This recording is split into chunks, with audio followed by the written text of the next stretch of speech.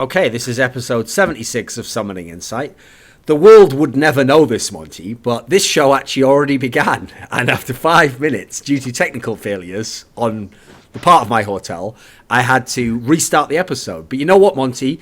As much as I'd like to live in the world of Riot and just reverse the show, I actually can't do that because, much like in this scenario, I must still continue the original transaction.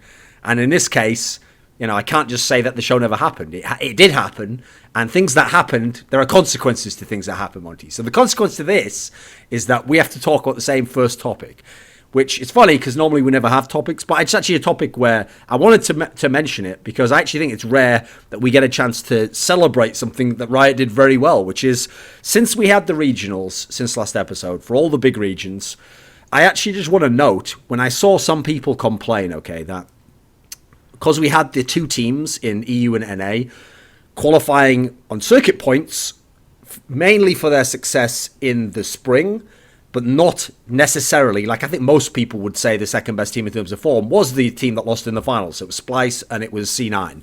But instead, we had H2K and CLG qualify due to the circuit point system. Now, despite the people who might have complained about that, I actually think that's a very, very minor complaint, which doesn't really hold water, because what's good about the system they have now, which is much improved over the old system, is there's basically three ways to qualify. You qualify by, in theory, being the best team in summer, which is you win the summer split. So TSM 1, G2 1, they get a slot automatically.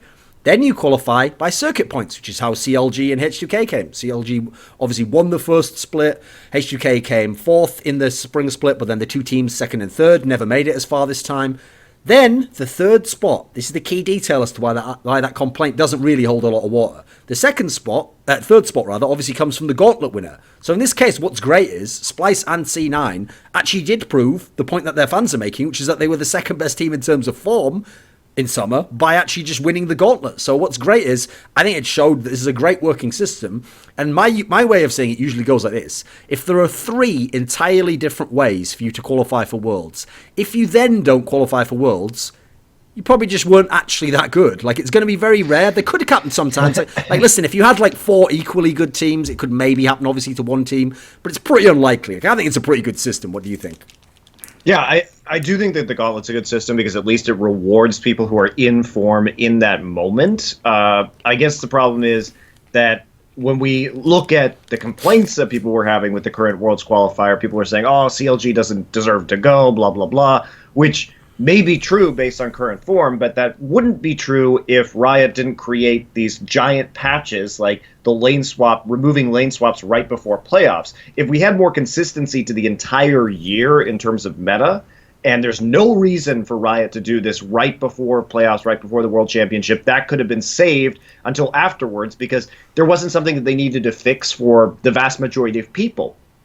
In solo queue, for the average player, lane swapping was not an issue. That was a patch purely aimed at the professional scene, and it could have fucking waited until after Worlds was over so that we don't have these complaints about, oh, these teams are going, because the circuit point qualifier, the team that qualifies based on circuit points, doesn't have to, win summer, doesn't have to compete in the gauntlet. That's a problem if and only if the meta has drastically changed from spring to summer, right? You need something consistent over the whole year if you want that to work as intended. So I think the system is good, but the patching to the professional scene has to reflect that system, and it currently isn't. I would like to tilt you. Just a great opening sentence. Really? It's a great way to start a sentence. I just assume that's your intent with everything that you say. It is, but I say that for the benefit of the audience, really. So here's the thing. I actually have noticed a detail that no one brought up, because here's the genius of it, okay? I'll explain a principle to you, Monty. So, back in the day, in days of old, I used to say the occasional edgy thing on Twitter, and sometimes it could get me fired, there could be outrage, the streets could burn. But you know what, nowadays, doesn't really happen that often. People might get mildly annoyed, and my secret, Monty, is not that I just learned not to make controversial comments. Okay, what I did is I went the other way.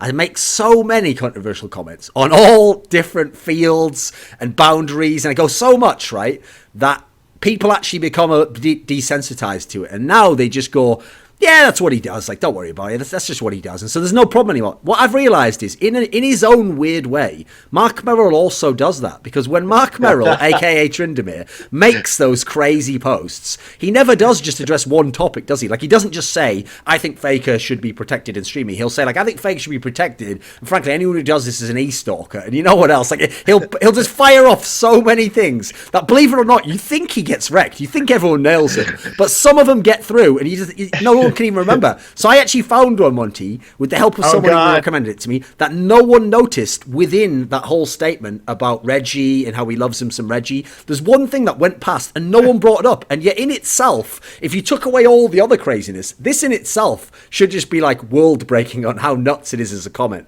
So when he was addressing the fact that people complained about the Juggernaut patch at last Worlds, you know, and he actually admits essentially, like, you know, maybe, I mean, because he's Riot, he doesn't say, yeah, we fucked it up. He goes, maybe we didn't deal with that, like, in the best way. Like, that's about the best you're going to get, Monty. That's the best. That's basically a full admission. He said it was suboptimal. Suboptical, yeah. But here's the part that everyone missed. He implied that, like, it did, like, drastic patch changes have shown, like, sort of like their efficacy by how many best of 5 series there were. I think it was said recently in the playoffs, remember? Now, the reason I bring this up, Monty, is because in all these regionals, in Korea, in EU, and in China, only NA was the one that didn't do this. All the finals of the regionals were 3-2. Yep. They were all 3-2. So my question to start you, the tilt question is, does the fact all of these series are 3-2 show that the patch change was maybe a good thing? No, I don't think it had anything to do with it. I mean, if anything, it was the fucking teams being confused about how to play on this patch, right? And nobody was dominant or had actually gotten a good read or a strong ability to compete on it yet. If anything, it made the quality of the games fucking worse. It made them worse because the teams don't even know what they're doing. All the pro players hate it. Find me one pro player that says, yeah, I think it was really great to have this patch right before playoffs. That was excellent. No. I think the games will be better by the time the World Championship rolls around and the boot camps happen and the teams have like a month to figure it the fuck out. But until then, I think it's just been a mess. So, this patch essentially sort of like evened the playing field. That's why you had the 3-2s. At least for the moment, yeah, because nobody had a good read on it. So you know what the other thing that was really hilarious, Thorin, that about that post that I really wish that I had realized sooner about Mark Merrill's post? Okay, come on. Because before I made that video where I was so fucking mad, I realized that I am actually the guy that Mark Merrill wants involved with League of Legends. Because if you actually look at what his points were in the unedited post to Reggie, he says, why don't you take some of that money, the millions that you've earned from League of Legends, and put it into the game? You know who took money that he made from League of Legends and put it into a team and players? Oh, no, better than that, Monty. You even took some of the money that you even made from Riot and put it back in. You're literally investing like he wants to. You're one of the best employees they've ever had. Exactly. If that's his... I took some of the money that I made from casting the World Championship. Admittedly, not a lot. Not that much, though, you know. So it wasn't that much. But there's the memes. But also, just in terms of what he wanted, which is to... Because Riot thinks that this is Riot's actual belief, by the way. They think that if you made money from other parts of League of Legends, which is why he says this, like, you should reinvest those millions. So it's like, even if it's sort of peripherally, you know, about League of Legends, like this show, for instance. I took money that I made from this show, from our sponsors, and put it into a professional team, right? Yeah. And they think that this money that we're making right now, Thorin, is like Riot earmarked money. They actually believe that shit. Yeah. They do. They believe. It's weird because I don't remember them helping us out with that, Monty. Like, I mean, it doesn't matter. Weird, they honestly believe that they have like some sort of partial ownership over anything that has to do with League of Legends, or at least the ability to say that you made money from League of Legends, therefore you should put it back in. But I'm actually doing this, Mark Merrill. I am taking the money that I have made from being a League of Legends caster, and I was investing it straight back into a team because we obviously didn't have a lot of sponsors to cover the cost of the team, so it was an investment for the future. So I'm the owner you wanted, motherfucker. Also, here's the other fun bit. You remember the end of it where he's talking about how Doublelift and Biofrost should negotiate for their real value? Yeah. Mark, I negotiated with your company as a freelancer to try and get my real value. I gave your company the rates of freelance casters in 5 different games, and you didn't even make me a fucking your company didn't even make me an industry standard offer for wage as a freelancer.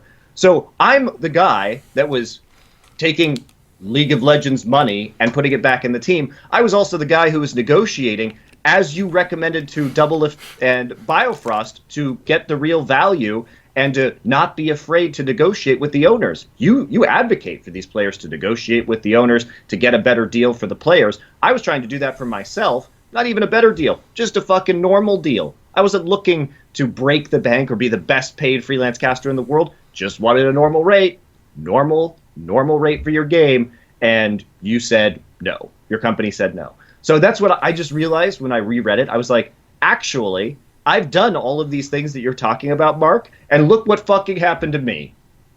Right?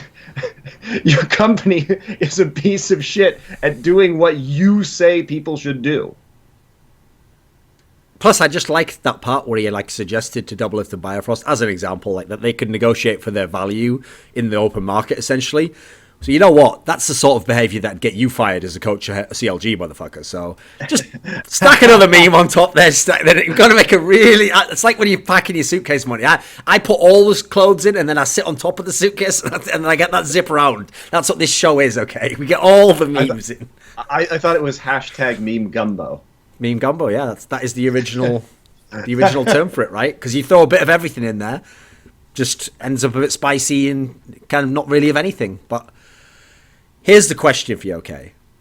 Is there actually a general trend from this patch, from what it changed, as to why you think so many of the games are close? Like, is there a pattern emerged yet as to what the rough meta is and how it's generally going to be played? Not just like specific champions, etc.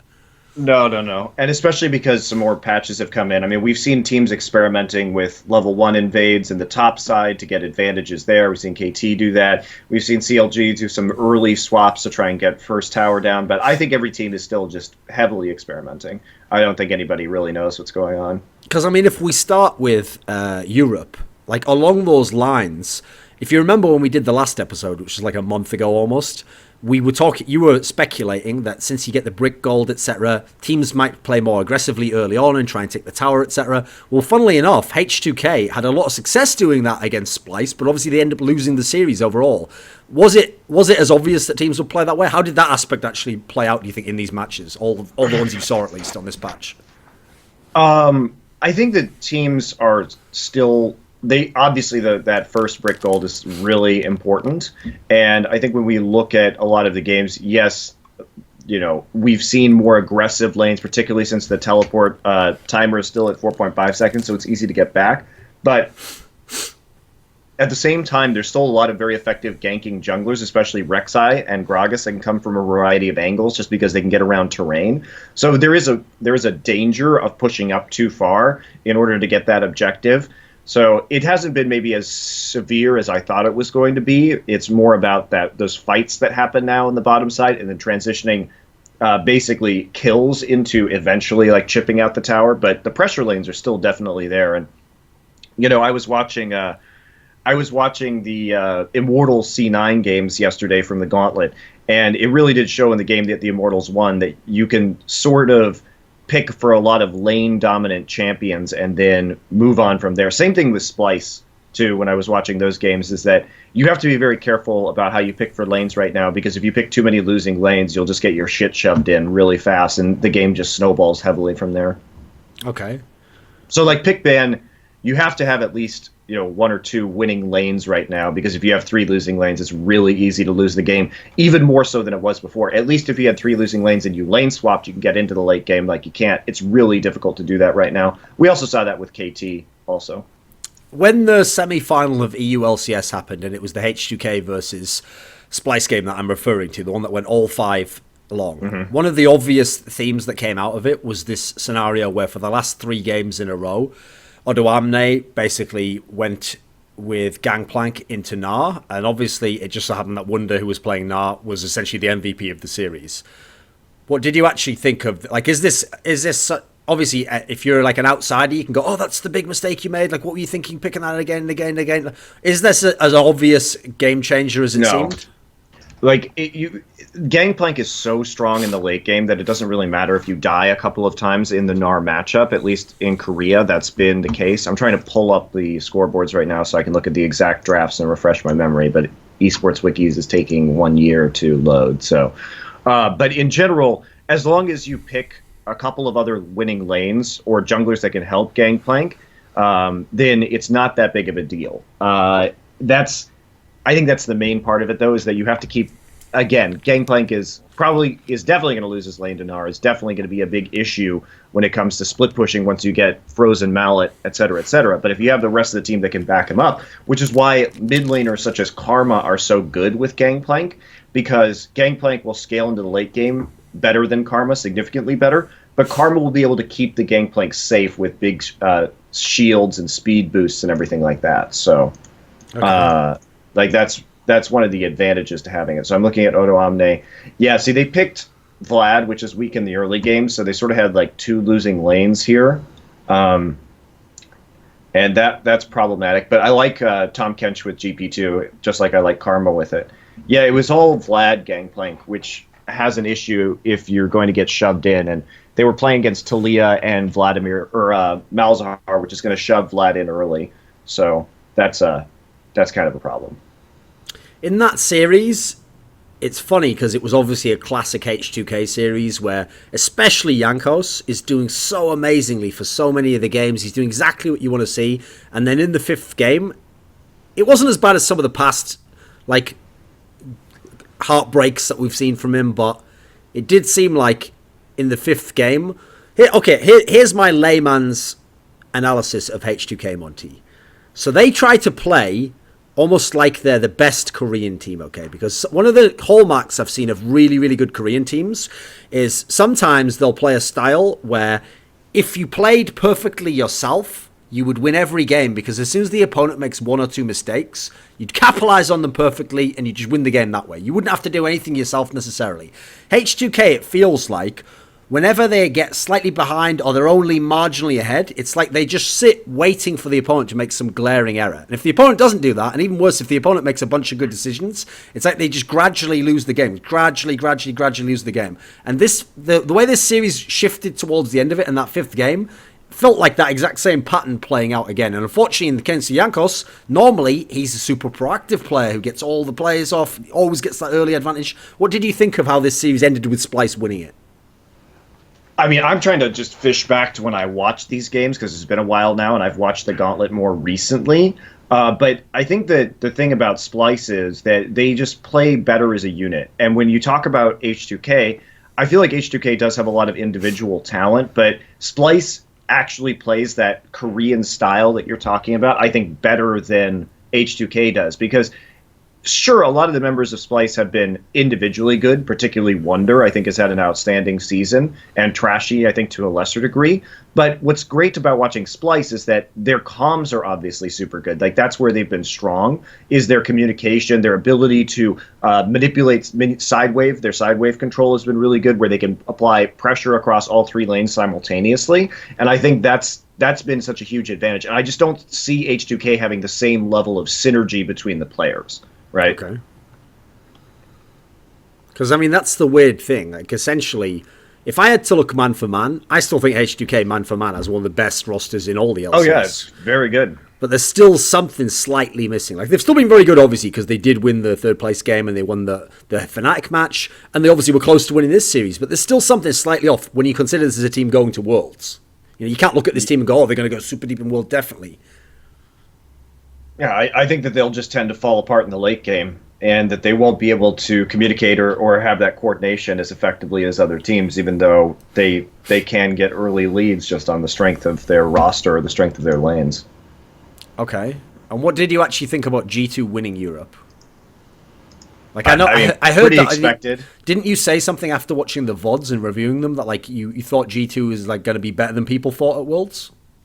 Yeah, I actually do think that. I think that Expect has grown over the season to be much more assimilated with the team. And I think it really depends on Perks' performance, because we know Perks is very hit or miss. Like sometimes he can look absolutely fucking amazing, and then other times he can look like a garbage can. So his inconsistency is the only thing that I think is going to really hold G2 back. But I think G2 will do better at Worlds than people expect. They're just so individually talented, and again, I think it just all rides on Perkz' performance.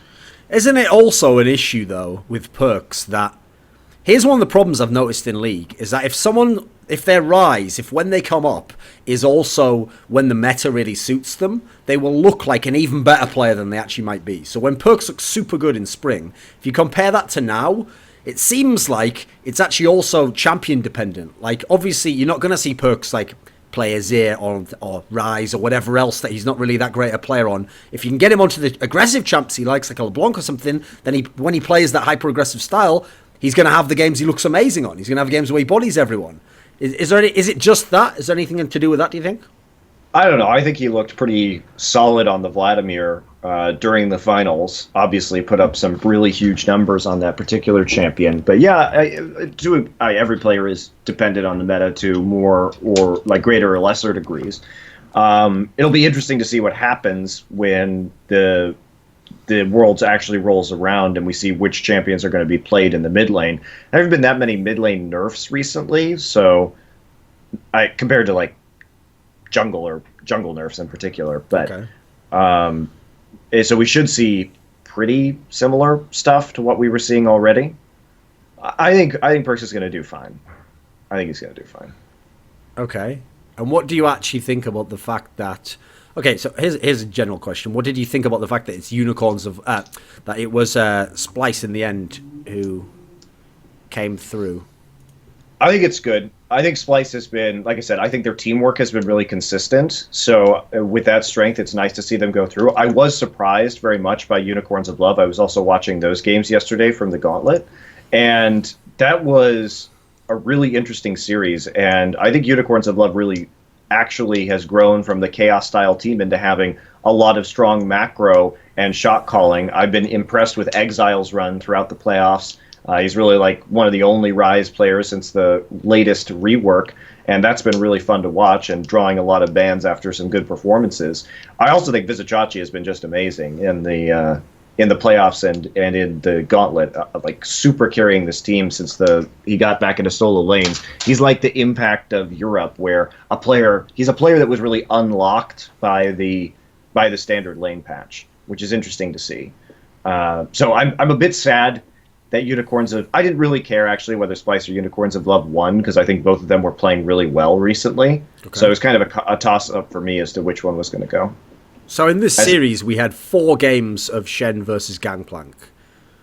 What are your thoughts on Shen versus Gangplank, and these as the champions that the top lane meta could be? I think that I'm a bit surprised that UOL let Wunder continue to have Gangplank. That matchup is good for Gangplank because he's not reliant on Shen is good in matchups where you have to auto attack him because he can just dodge all the auto attacks. But Gangplank can just Q you from range and sort of get like he can get a lot of free minions because he doesn't have to walk up to actually last hit. He can do it with either the barrels or with his Q. And Shen can't dodge barrels, so it's hard and he gets zoned out. So I'm a bit surprised that you all let Wunder have GP that much, and in fact, that might have been an actual pretty key point to the game. Both of these champions have globals, obviously, contribute to a pretty strong global meta right now, but I think GP is much better, and I think if you can get him, and especially get him repeatedly into the Shen matchup, that it really favors Gangplank. Okay. How do your feelings on Splice go in terms of them going to Worlds? Because obviously this is a team that is entirely inexperienced on any international level. I think it should be good. I'm curious. Do I think they're going to get out of groups? Probably not, though they could get lucky depending on whatever group that they're in. But I think they can take a couple games, two, maybe 3 games at Worlds and make things interesting. Oh, I had one more question actually about Unicorns Love. I just remembered it, which is that one player I saw get a lot of criticism over the split and even throughout the playoffs, etc., is Move. Obviously, the guy where we remember him initially when he used to play for Gravity last year. Is he as bad as people make out? No, he's mediocre. I think he's not terrible as a jungler, but he doesn't work very well with the rest of his teammates.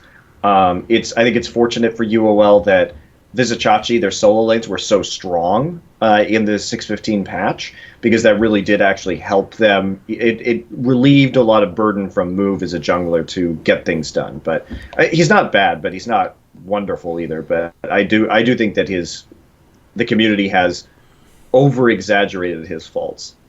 See, if you really wanted to watch the world burn, Monty, especially along the lines of this, like the drastic patch change, you should have hoped that Unicorns of Love won this one. So they beat Giants, who were the third best team, first team all mid laner. He's out the fucking competition. Then they go into the gauntlet, beat them again, just go all the way, and then they even beat Splice in the fight. That would be the ultimate way to just be like, well, it's all about how you do on one patch, not about how good you are as a team. Yeah, it would have been funny, and I do think that, especially the EU commentators, when I was listening to Fisio, they really did have a good idea in the European playoffs that UOL would be empowered by this patch. It was a good prediction from them, and it turned out to be right. But it just goes to show how much this patch disrupted things, that the 6th place team from Europe has had such an amazing run after the patch hit. What do you think of the overall strength of Europe at this point in time? Better than people expect. Again, it's going to be interesting to see what the actual group draw is, to see whether any of these teams can actually make it out of group stages. Obviously, that's made pretty difficult by the fact that they don't have a number 1 seed, and therefore likely, they're going to end up with the number 1 seed from Europe is going to end up in a group with a number 1 seed from another region.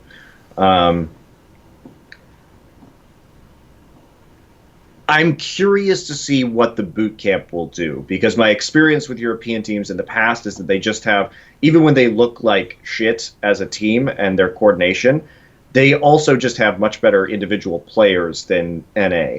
So they can get a lot of work done, even though they are not necessarily the most coordinated of teams at times. But I think they're also, by being in Korea and having that boot camp there, it'll improve quite a bit. Is G2's bot lane the best bot lane in the world?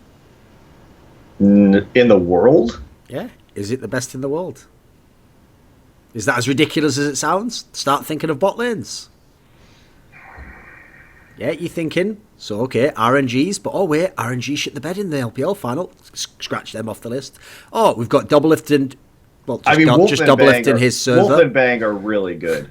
So that's like my hesitation, is that in the 2v2, they're very strong. They have a lot of synergy. So maybe Wolf and Bang are better. But yeah, I mean, Mithy and Sven are probably top 3. Not as ridiculous as it initially sounded, right?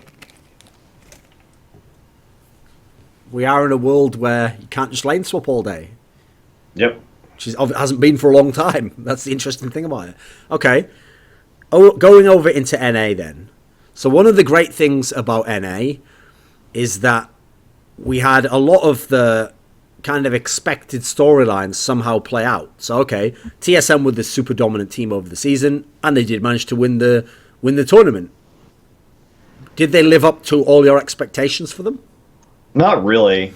Pop and I were doing VOD reviews of the TSM versus C9 game, and the thing that TSM, again, it just keeps coming up, but TSM will take an action, and then the other team just won't do anything. Like, they won't take any kind of counter action. They won't try and make an aggressive play in response. And Can so you speculate out of what? Is it like just fear, intimidation, having lost so much? What do you think it is? Lack of being good at the game, although C9, I think... Okay, that's their passive. Gauntlet, I think C9 in the Gauntlet was much more active, and I really liked C9's play in the Gauntlet, especially in the finals versus IMT, much better than I liked their play in the finals. I think it would have been a much more interesting finals if C9 had played as they did against IMT, like against TSM. But right, okay, can you break that? What you giggling about? You have to unpack that a little bit. If you were, imagine you were the coach, Monty, and they just play that series, and then they come in after like game 3. Yes. Monty, what are we doing wrong here? Well, I'm seeing a lot of lack of being good at the game around here. Like, if you tried being better at the game, like, can you listen, guys? I'm going to need you to be really good at this game. So I'll unpack it a little bit. Okay, so you were saying TSM would take an action. Give us an example. Like, it doesn't have to be a literal example. The type of general. What would the nature of a non-response be?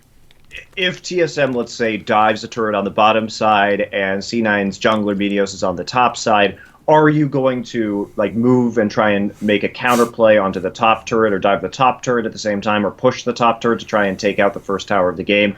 That's just a cross-map play, for example, you might do. And C9, I think, gets sucked into trying to play defense too much. Like they instead of doing that, they'll just like try and run across the map to prevent whatever TSM is doing, instead of like trying to make an aggressive play of their own. Would be an example. So essentially, they don't do what the old C9 with High as the mid laner was famed for doing, which is like whatever the correct response is. Yes, exactly. Okay. But they did do better, like I said, against IMT. So that was encouraging. They were more proactive instead of reactive there. Does this seem to stem from Meteos? Because I mean, despite Meteos having the great final game in the Gauntlet, I actually thought aside from that, he has had his ups and downs. It seems like, you know. Well, he also played terribly in the series against TSM. He just looked like he tilted to the moon, was picking Zach, and his team really wasn't working with him on that pick, and he was diving way too deep in the finals, and he looked pretty damn bad in the finals. And what Pop and I were talking about is that he seems not to be able to coordinate. Like, he wasn't applying pressure in the right ways. For example, his lane would push up, and he should have been sitting there, like, waiting to counter gank in the lane, and instead was off farming somewhere. So it looked like the communication between him and his lanes was really, really bad in that series. And so what happened is then his lane was pushed up, and then Svenskeren would come and get a free gank and it would be like a 3v2 in the bottom side. They get a bunch of kills, and Meteos would just be sitting there, you know, with his thumb up his ass in the jungle, not doing what he should be. So I think Meteos has to really work on communicating better with the lanes and when they're putting on pressure so that he can be there at the right time. Okay. So, what I originally asked that about TSM living up to... So this is the issue. You think that TSM essentially went unpunished, or people just didn't do what they should do? They would just like gank, and because Meteos was out of position and not where he should be, it was just like free ganks all day, every day for Svenskeren, which is also the hilarious part about him being MVP in that series, was he basically was just like unopposed jungling. So when you just get free ganks, they were overextending and overcommitting to plays all the time. And had Meteos been there, had C9 been better coordinated, and they would have been super punished for that. And teams like the Korean teams will punish them for those kind of actions. Okay.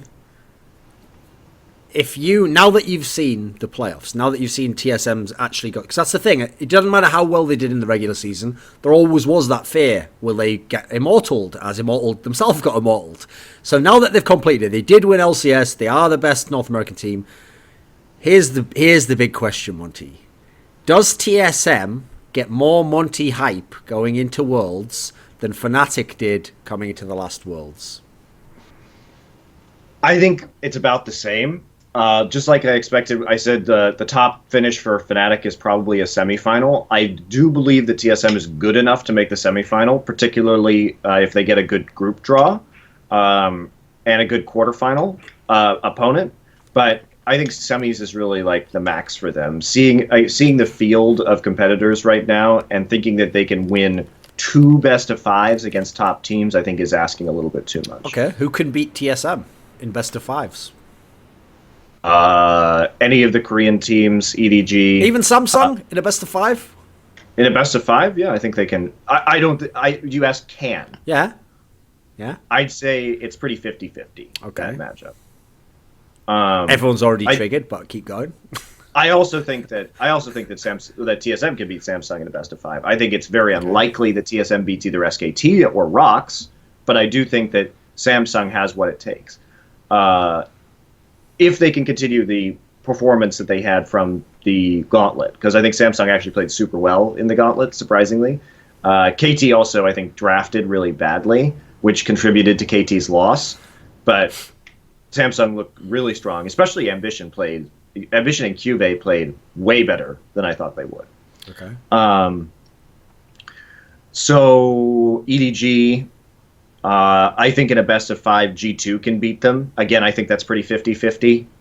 So there are a lot of 50-50 matchups, but when we have to predict a team who's going to go to the finals, like you can't really bank on it when there's so many 50-50s involved. You know what I mean? You obviously don't know what the bracket will look like. Okay, here's a question. Would Well, RNG beat TSM? probably not. I think Royal is. I mean, not if they played like absolute shit like they did in the Chinese LPL finals. I mean, that was really embarrassing. I think for them, they were just had zero teamwork or coordination. Sure. So, okay. Why did Immortals fail to qualify for Worlds? On any level. Remember, Monty, this is no joke. They got something crazy. Like, I'm trying to think what the stat was. I think it was 64 wins and 8 losses over the 2 regular seasons. And then, in the playoffs, banged out. In the gauntlet, banged out. What is happening to Immortals? It could be just an issue where they choke in high pressure situations. I don't know, man. Like they did crazy immortal shit and played like Yasuo top into Shen, which actually was a lot better than I expected. So sort of props to them for that pick because I think other teams are going to start taking a look at that matchup and really favoring it. Maybe it's not the best, but GP was banned, so if you need another sort of powerful... And GP and Gnar were banned by C9, so you can't get the good team fighting matchup with GP, and you also can't get the good split pushing matchup with Gnar, and actually Shen is good into many other matchups right now, so I actually like that pick, even though it was weird. It actually proved effective, especially since the wind wall can like stop the sword movement, so that he can basically Yasuo can continue auto attacking because Shen won't be able to move the sword to create the dodge field on himself. So that was pretty fun to watch.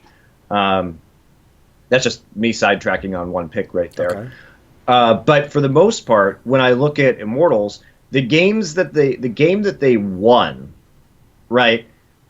Pobelter got his hands on the Vladimir again. They surprised C9 with this Yasuo pick, which I'm sure that Impact had not practiced for.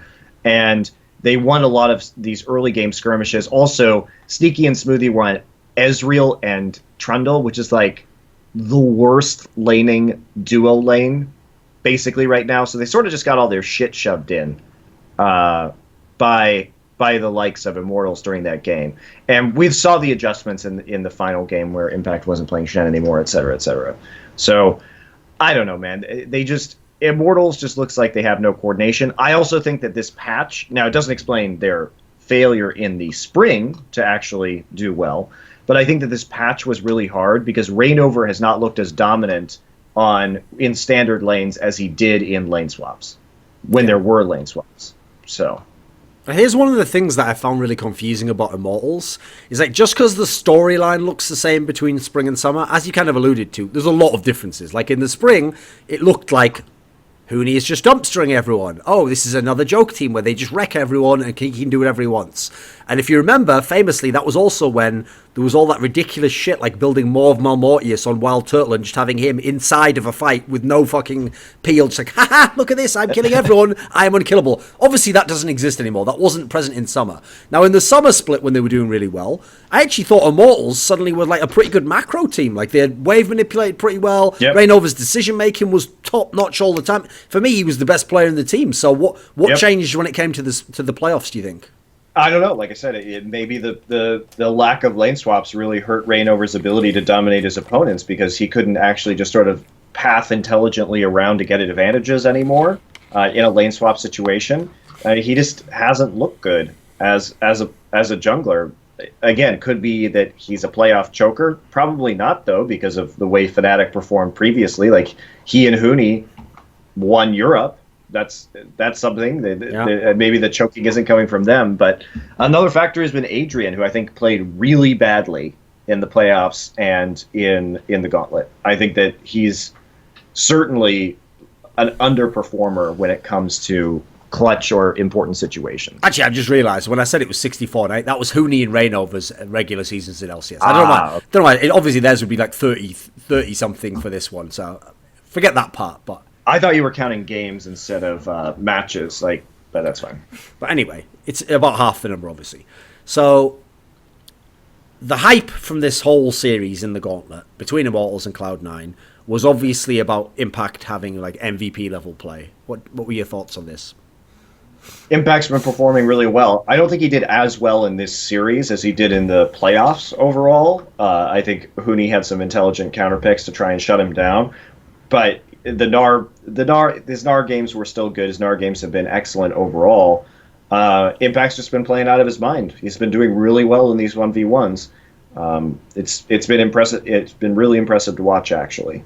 I still think Impact has issues coordinating with his team, particularly with Meteos, but Meteos has also been having problems coordinating with Sneaky and Smoothie, who are guys who actually speak English.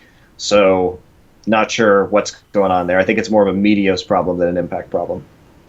Right, since Cloud9 has Sneaky still, they have obviously Jensen Incarnation, he's still in the lineup, Meteos is back, an old C9 member. This C9 is obviously very different from the C9 that went to Worlds last year, and then is even more different from the team that had High as the mid laner. So, what style of team is this Cloud9 team? Well, their laning. First off, their solo lanes have been really strong, which is much different, right? When High was mainly there for shot calling, and he had a very limited champion pool, whereas Jensen is obviously a much more dominant mid laner. So I would say that right now, C9 gets by on the strength of their solo lanes. They typically have a duo lane that is better in team fighting than it is in laning. And then they have the weakest point on their team is definitely Meteos right now, who just hasn't been very effective at jungling or pathing intelligently or coordinating ganks or even just covering 4 lanes for his team. So how does a team like C9 go into Worlds? Looking pretty good, actually, I think, especially because Impact has really stepped up his game. Jensen will easily be able to compete with the world's best mid laners. I think he's way up there when it comes to skill. So my question is, are these lanes going to be able to survive against enemy junglers? And I think that's going to be Cloud9's biggest weakness, is that if they come up against a team with a strong jungler, that they're not going to be able to handle it and their lanes are going to lose as a result. Are you ready for the bold question, Monte, the one that might trigger everyone? So you know the ultimate sin for NA fans is if an NA team loses to an EU team. Well, if the trouble is going against good junglers, Europe has sent some pretty good junglers, right? Actually, Europe probably has sent the most good junglers of any region, surprisingly. And we've got Jankos, Trick obviously was the MVP. Trashy has had a good season. So showed improved form. Yeah, especially since the junglers that are going from Korea are not as we expected, like Score and Peanut, but it's Ambition, fucking Blank, and Peanut. The jungle position out of Korea isn't as strong as it could be. Sure. So does that make Cloud9, this could be a weakness for them, right? Yeah, the EU absolutely. Teams. But conversely, Cloud9 might have a pretty good matchup into SK Telecom, weirdly, because Blank and Bengi apply such little map pressure that the situation, I feel, is sort of similar, where SKT relies on very strong solo lanes. Now, the duo lane is significantly better from SKT, but I think stylistically it would probably be pretty interesting to watch those teams go head to head, because I think C9 and SKT have similar strengths and weaknesses right now. Okay, when CLG goes to Worlds with this patch, where obviously they haven't looked as good as they did MSI, spring season, is it not troubling to you what CLG is going to be like at Worlds? Oh, yeah, for sure. I think they're going to have a lot of problems. Darshan has not been looking strong. He's been dying a lot in the solo lane. He is obviously like a huge liability. People like to point out, well, maybe he'll do well because he looked better against Immortals or something like that, or his champion pool looks bigger, but he is by no means a world-class mid laner, and I think that he is going to get wrecked. Unfortunately, on this patch, is there any light for them? I mean, what can they even do, right? I guess Xmithy can play out of his mind. Probably, in my opinion, Xmithy has been CLG's best player in the summer season, so he's been good, but the rest of the team hasn't really lived up to that. Right, okay. Is it, like, how disappointing is the Immortals result? Like, do you care? I mean, obviously it meant you got Cloud9 in No. instead. Is it not an issue that I these think- teams are incredibly dominant and then they're just falling apart? I mean, they should have been a good chance for NA, right? Well, I think you have to really question coaching with Immortals. Coach of the there's- spring split. Yeah, that was rich. Anyway, keep going. Yeah, keep Yeah, going. definitely CLG did not deserve that award. I don't know, man. That's so ridiculous. It was like, Immortals throws a bunch of money at players, gets a strong roster. I guess they have a good coach, even though they were just rolling people with basically no strategy in the spring and picking absolutely stupid compositions. And then come playoffs, they're like, yeah, this Lucian top, that seems good. Like, what the fuck? Yeah, I think it may be a coaching issue. It's interesting to me for Immortals that they have this sports psychologist who apparently can't stop Hooney from tilting and can't keep the team together in the playoffs. So if I were them, I would just go ahead and replace every single member of the support staff at this point. Oh, don't worry, Monty. Here's the thing. You know the whole thing also about the idea that like revenge is a dish best served cold. Here's the thing about revenge. I remember it was actually a line they said in that TV show, The Borgias. They said the thing about revenge is you shouldn't just be like sort of hasty and hot-headed with it. You know, like good revenge can wait a lifetime if you need to. You got to wait until that prime moment. So here's the thing, Monty. If you remember, this is some like. This is like grey day. I'm going down into the cellars now, Monty. I'm getting out like a 20-year-old Cabernet for you. Like, this is some real primo shit that I've got for you. Okay, you ready? Thorin. Okay. My name is Monte Cristo. Okay. Obviously, I know the value of a well-aged revenge, okay? Okay. So you're ready for this one, because this is great. So, if you remember, when the Immortals guy, named Robert Yip, who's the sports psychology, I don't know if he's actually a sports psychologist or a sports psychology trainer, since I'm aware there's actually quite a key distinction between the two.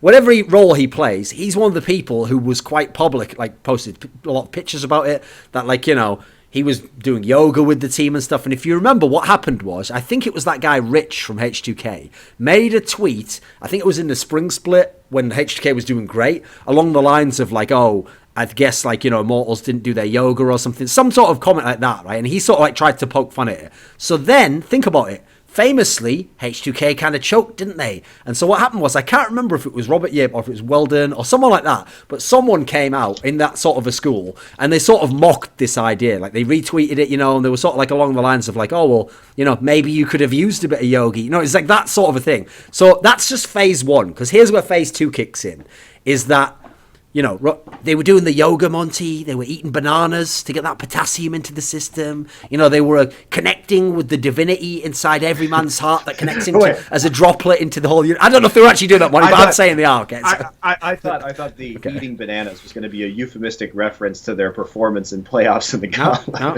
I mean, ironically, maybe from eating a few too many bananas, there was a few banana skins left around, and then when they tried to get up a quick run, we all know what happened in the next Marx Brothers scheme. No, so the point is, we gotta use we gotta meme this right now. Okay, because it's very important that eating bananas is now used to describe Immortals' disappointing performance in the playoffs or in best of fives, right? Yep. Just constantly eating those bananas. That's gonna be the reference. So obviously, it is the ultimate hilarity that this team is then the one that keeps choking in playoffs. Lost 3 key series over the year. Somehow never looked as good as they did, you know, when it doesn't matter and there's no pressure. These are sort of the metrics by which you would judge someone who claimed to be helping a team's mind and helping their performance increase. Like, you know, I'm just saying, just putting that out there. Just putting that out there for the world, you know. It turns out yoga is not actually a cure, a medicine for tilt. That's ironically, rotating parts of your body, not as good as knowing when to rotate players around a map. I can see how they might seem similar in a Mr. Miyagi wax on, wax off kind of way, but actually not the same entirely, no. It will, though, mean that when you are getting really tilted, you know, sometimes when I get a bit stressed, like I sit a bit too far forwards and my neck gets really, like, sort of, it aches a bit. Your neck might not ache as much if you do yoga before that. You'll still be very tilted, though, incredibly tilted. Well, ironically, after so much downward dog, Monty, Hooney was used to being tilted at all times. That became his natural state, you know. So, don't you mean he was used to presenting? Absolutely. So, okay. Good stuff. Okay. You know, by the way, here's the thing.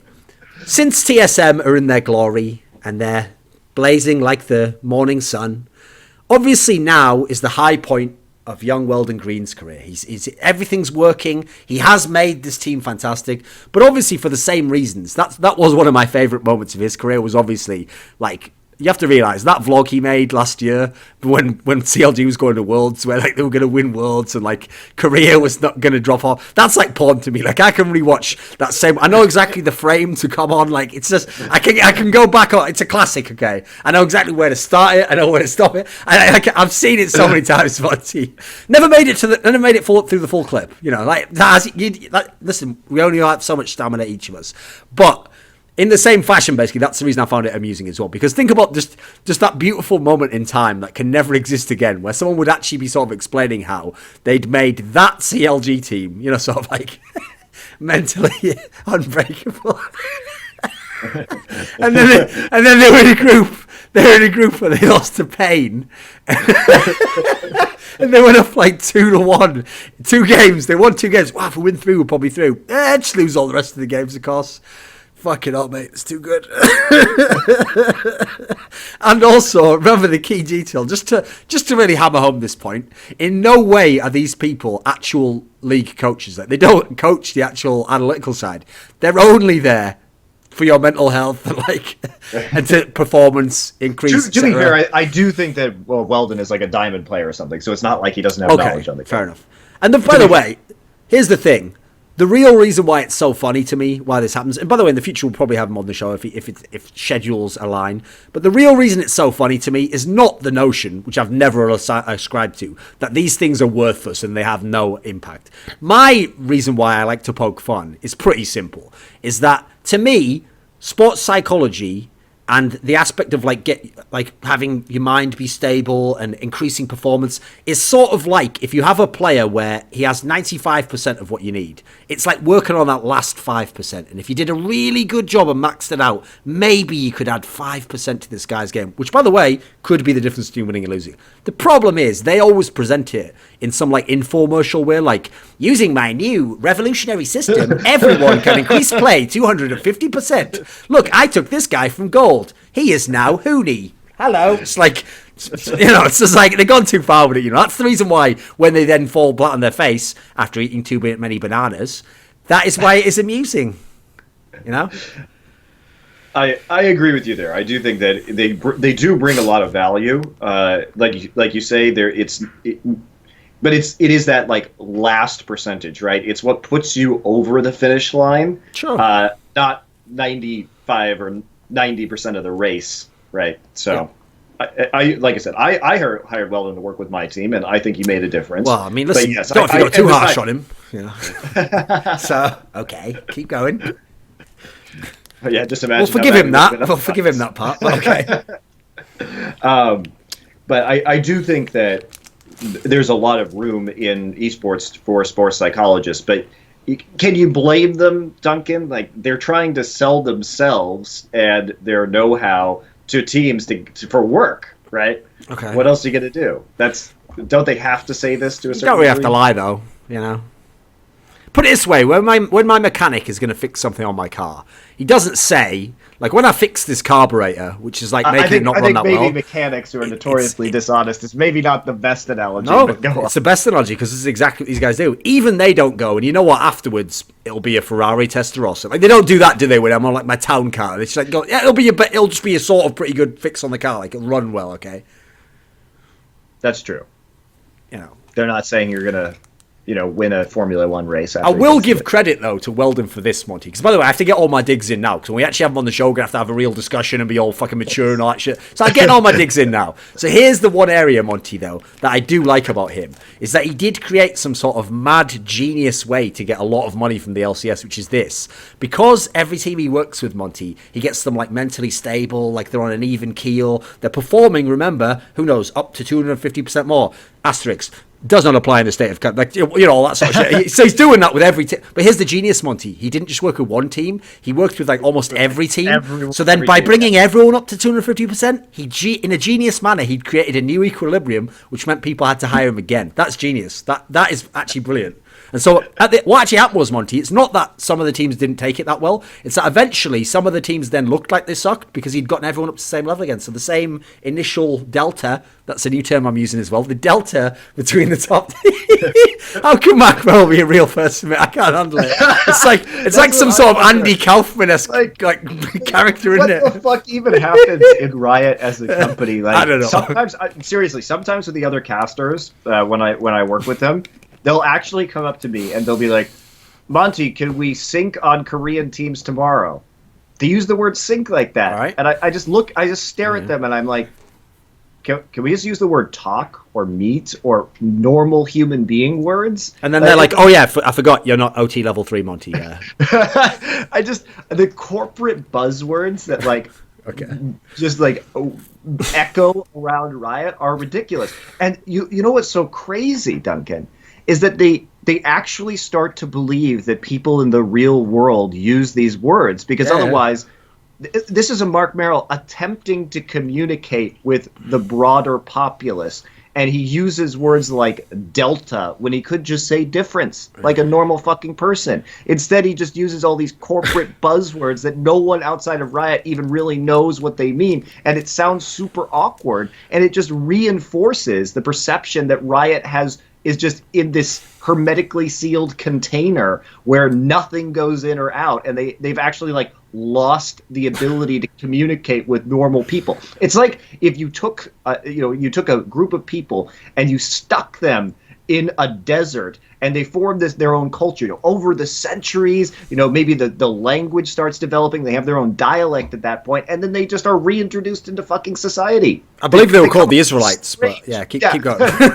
And they didn't wreak havoc inevitably across the whole world. So, okay, here's the thing though, Monty. I like to imagine that these things, part of the problem as well is like, it's like a yes man culture, where you don't want to show someone up. So one day he was just talking, so the delta between these two things, and then the guy like the underling guy who's talking to him just like had that moment in his mind where he's like, we're using that term now, and if he had to just pretend like I know exactly what you mean. And then later on, obviously the only time it comes to a head is when like some sandwich guy comes in, she's like, oh, so how was the food there? It's like, well, frankly, this sandwich was entirely suboptimal. The delta between the amount of mustard I expected and the amount I actually found was below novels. But you know what, like ultimately, it did take me between 2 and 3 minutes to eat it, so it was more exciting for me. And she just goes away like, didn't understand any of that. But you know what I would do if I was Mark Merrill?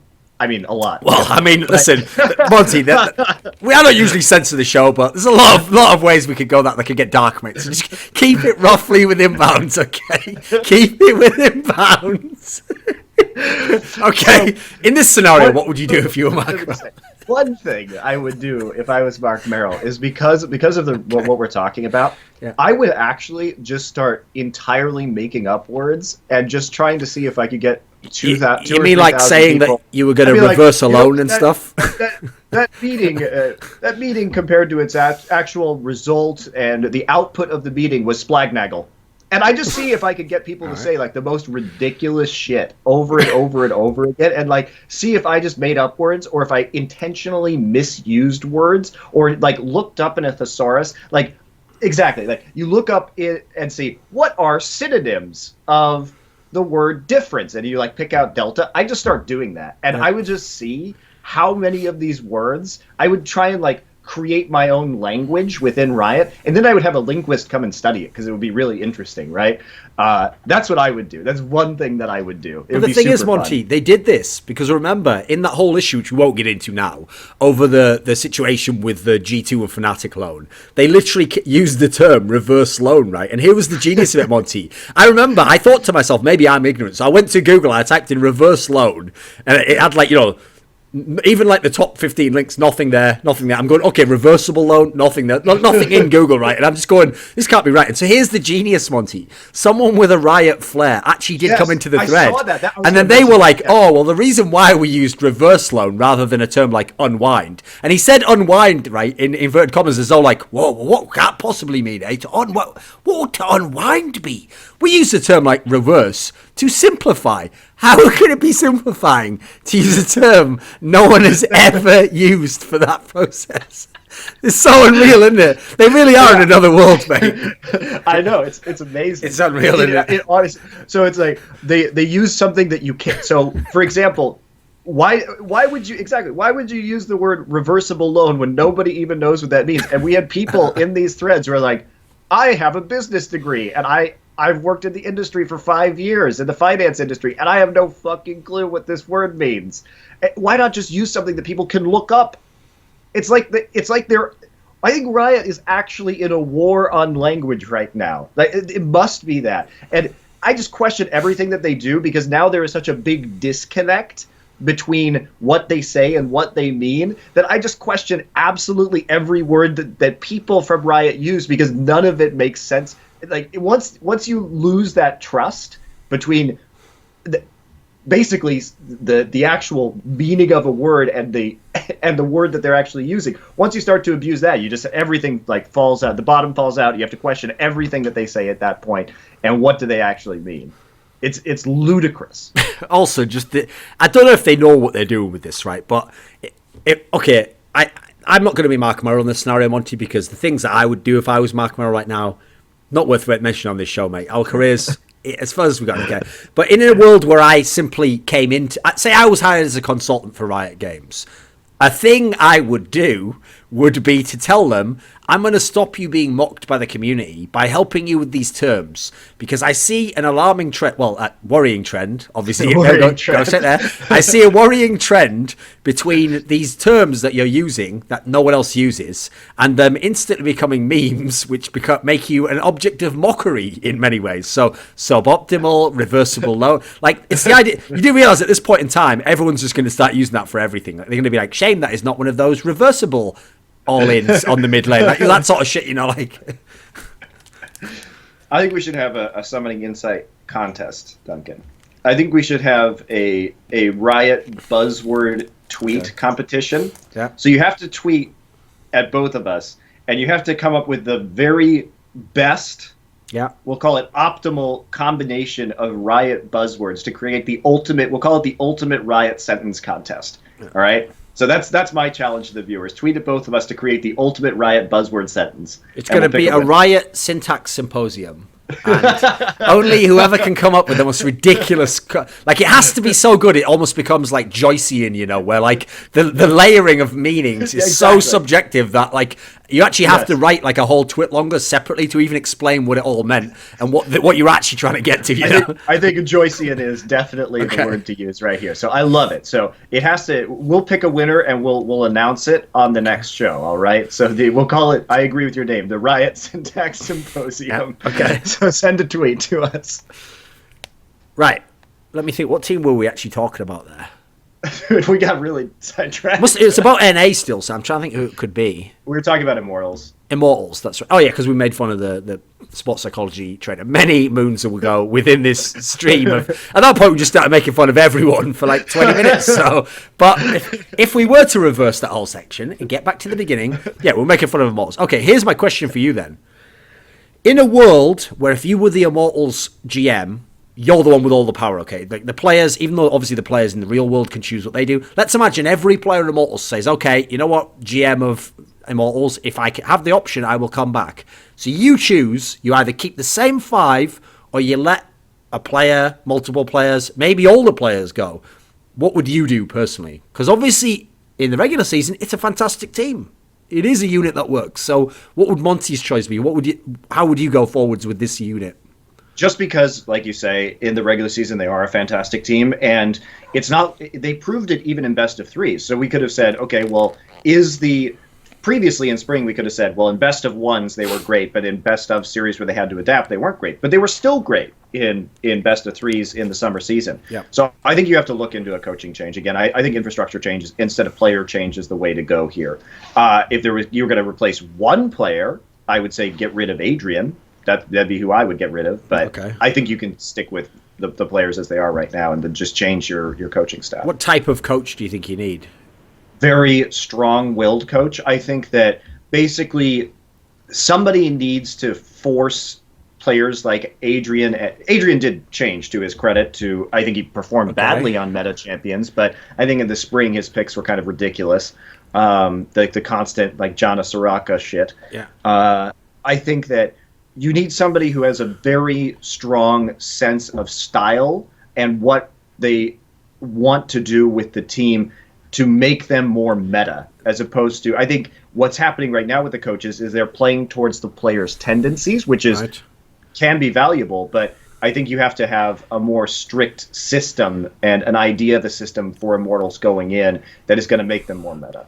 So here's the thing, Monte. There's a coach out there who's known to be quite strict and has worked with Huni before, called Daylor.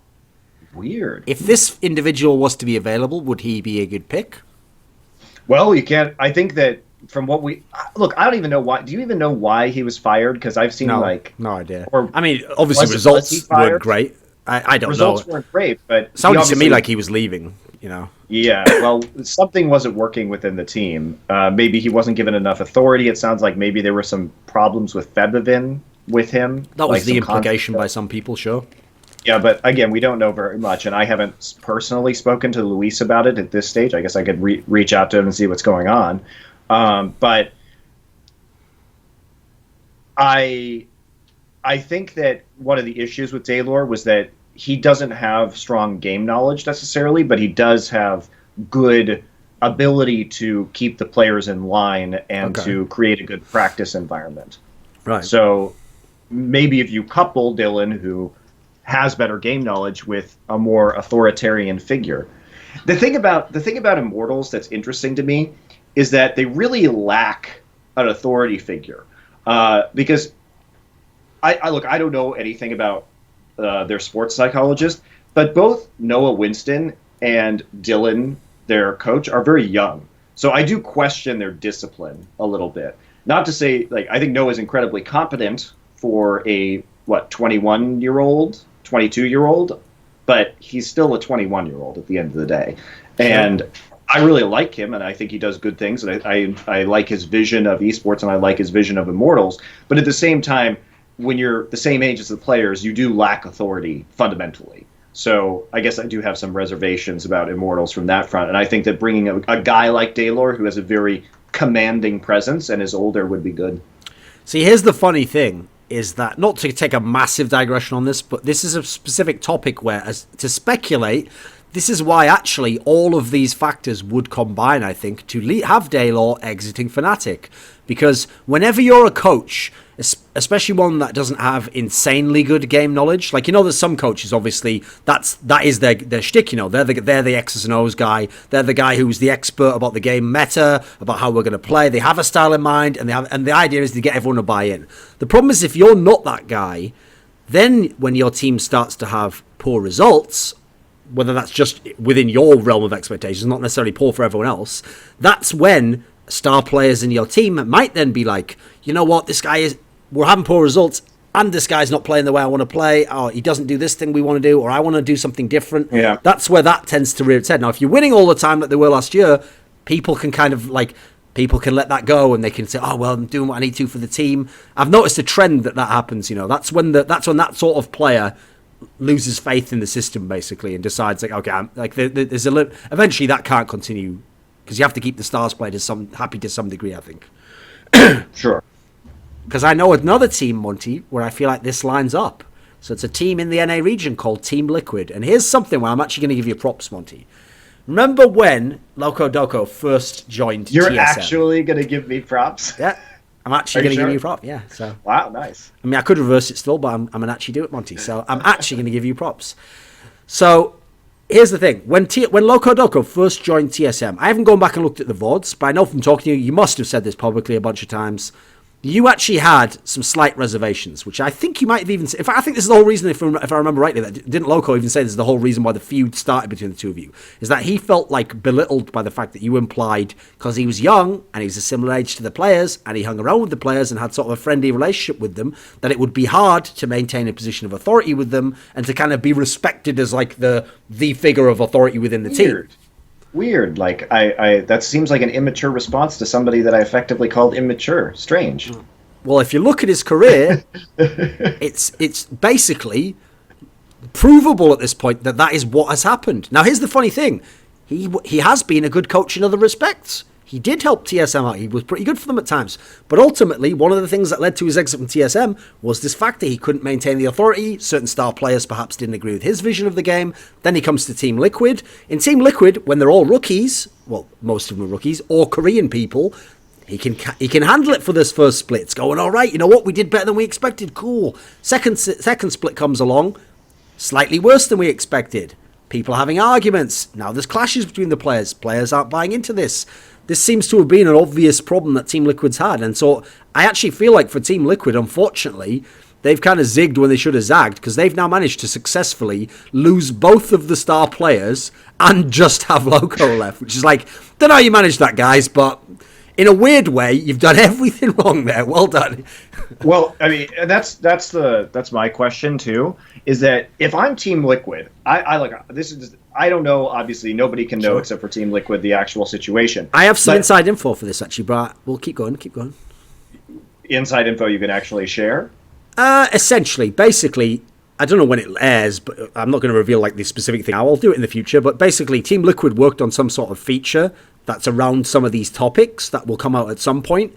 And in doing so, in exchange for me giving like a talking head piece, they gave me some insight on some things that were of interest to me. So let's just say the things I'm saying now aren't that far off base.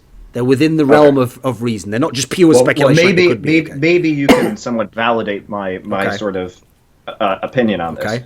So it seems that a lot of the friction with Dardoch came because there was problems with him and Locodoco between them. Correct.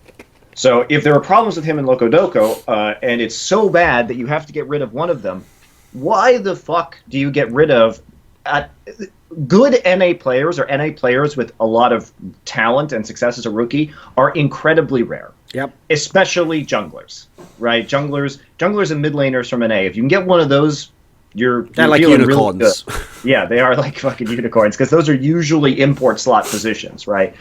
So you take them and you cherish them and you lock them into long-term contracts and you get them what they need. But why would you make a decision?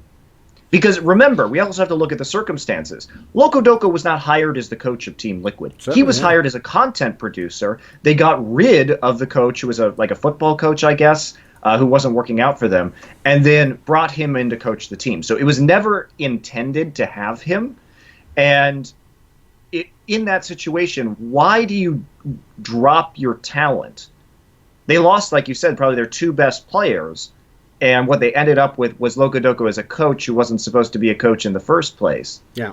So that's really weird to me. I thought for sure, and again, nothing against Locodoco, but it just seemed like Team Liquid was looking to get an older man or woman, I don't know, an older person to coach the team, right? To be more of an authority figure. And then they got rid of that guy because it wasn't working for whatever reason that I don't know. And so it looked like, well, it was an emergency situation. We've got Locodoco, he has coaching experience. We're going to put him in for spring. But I don't know why they didn't get somebody else during the summer or, between splits, right? I thought that was going to happen. It didn't happen. I don't know the reason why it didn't happen. But it does seem to me that this was sort of an accidental situation in the first place. And now you've chosen the accidental coach above Dardoch, who I would never make that decision. I would replace my coaching staff. And yes, part of the problem with that is you look weak, because it looks like, oh, we're pandering to this 17-year-old in Dardoch. But if you get the right coach, the coach that is going to like lay down the fucking law on him, then, and he needs that, frankly. I mean, he's a loose cannon, clearly. Like, he needs somebody to kick his ass. But here's one of the problems. That person is not Locodoco. Locodoco is not capable of kicking Dardoch. So one of the problems here is, okay, you remember when I did that video about Afromu, and I said he was the most valuable LCS player, and I purposely said it as I purposely made the point. I don't mean valuable in the MVP sense, as in game. Like, he's not the best player in NA. He's the most valuable because he's the shot caller, the captain. These are external factors as well as being really good in game. Because of the whole import slot situation, I think it's no exaggeration if you look at the league right now to say that it's obvious Dardoch is the most valuable asset you have within the League of Legends division of Team Liquid. He's a very good Yes. player, and he's young, and he's just joined the team. He's under contract, and he's an NA player. Great. He's literally your most valuable piece. So if you think in a macro sense, if you're Team Liquid, every single decision you make has to go down a road that at the end of the road, you still have Dardoch. Like, it doesn't matter what circuitous route you take to get to this end destination, the destination always has to be Dardoch in a Team Liquid jersey. We have to make all decisions knowing that's going to happen. Now, here's one of the problems I see with the Locodoco situation, is that I feel like they painted themselves into a corner. Because one problem I've noticed with people who try coaching is this is the difference between being a little league coach and being a professional sports coach of a team that could win the World Series, to give the baseball analogy, okay? If you're the little league coach, all these guys are totally malleable, okay? They're all potty in your hands. You can do anything with them. You got them at the beginning, right? So you can be really strict with them. You can set rules certain ways. You can break them from bad habits. It's very easy to do all these things. And you probably should, by the way, at that point in time, because they're at the lowest level. And the idea is you're now going to like shape the kind of person you want. The problem is if you were the coach of the New York Yankees and your star player who you have to keep has a very distinct type of personality or certain problems that other people in the team can't share, you can never don't share rather. You can never take a course of action where basically if it goes badly, you're sort of alienating him constantly. Because if you do that, that end goal that you're going to get to might be one where he can't be involved anymore. You see the point of view? Like, even if it means you have to deal with him in a very special way, or for example, you feel like, oh, this isn't fair, I should be dealing with everyone in the team equally. It might sound fucked up, but people who have extraordinary talent or value sometimes have to be treated in an extraordinary manner, which doesn't mean you roll over and give them everything they want, but it's going to be very, very delicate how you deal with that guy. And that's where I feel like, unfortunately, if you look at the history of Loco's career, so Bjergsen in TSM, Dardoch in this team, that's the area where I feel like he hasn't quite made it. Like, there's a certain type of coach in sports who is fantastic with younger teams, or who's fantastic with middle of the table teams. I feel like Locodoco is that guy. Like, I think if you put Locodoco in most of the middle or lower LCS teams, probably do a pretty good job, be very serviceable. My problem is, if you get to the very top level of most sports, you usually have to have that extra skill of being like insanely good at man management, like dealing with that star ego or finding a way to get this guy to work with another person. That's very hard. Like, that's actually psychology to some degree, you know. That's not something that every coach can do. So just thought I'd bring that topic up. What do you think?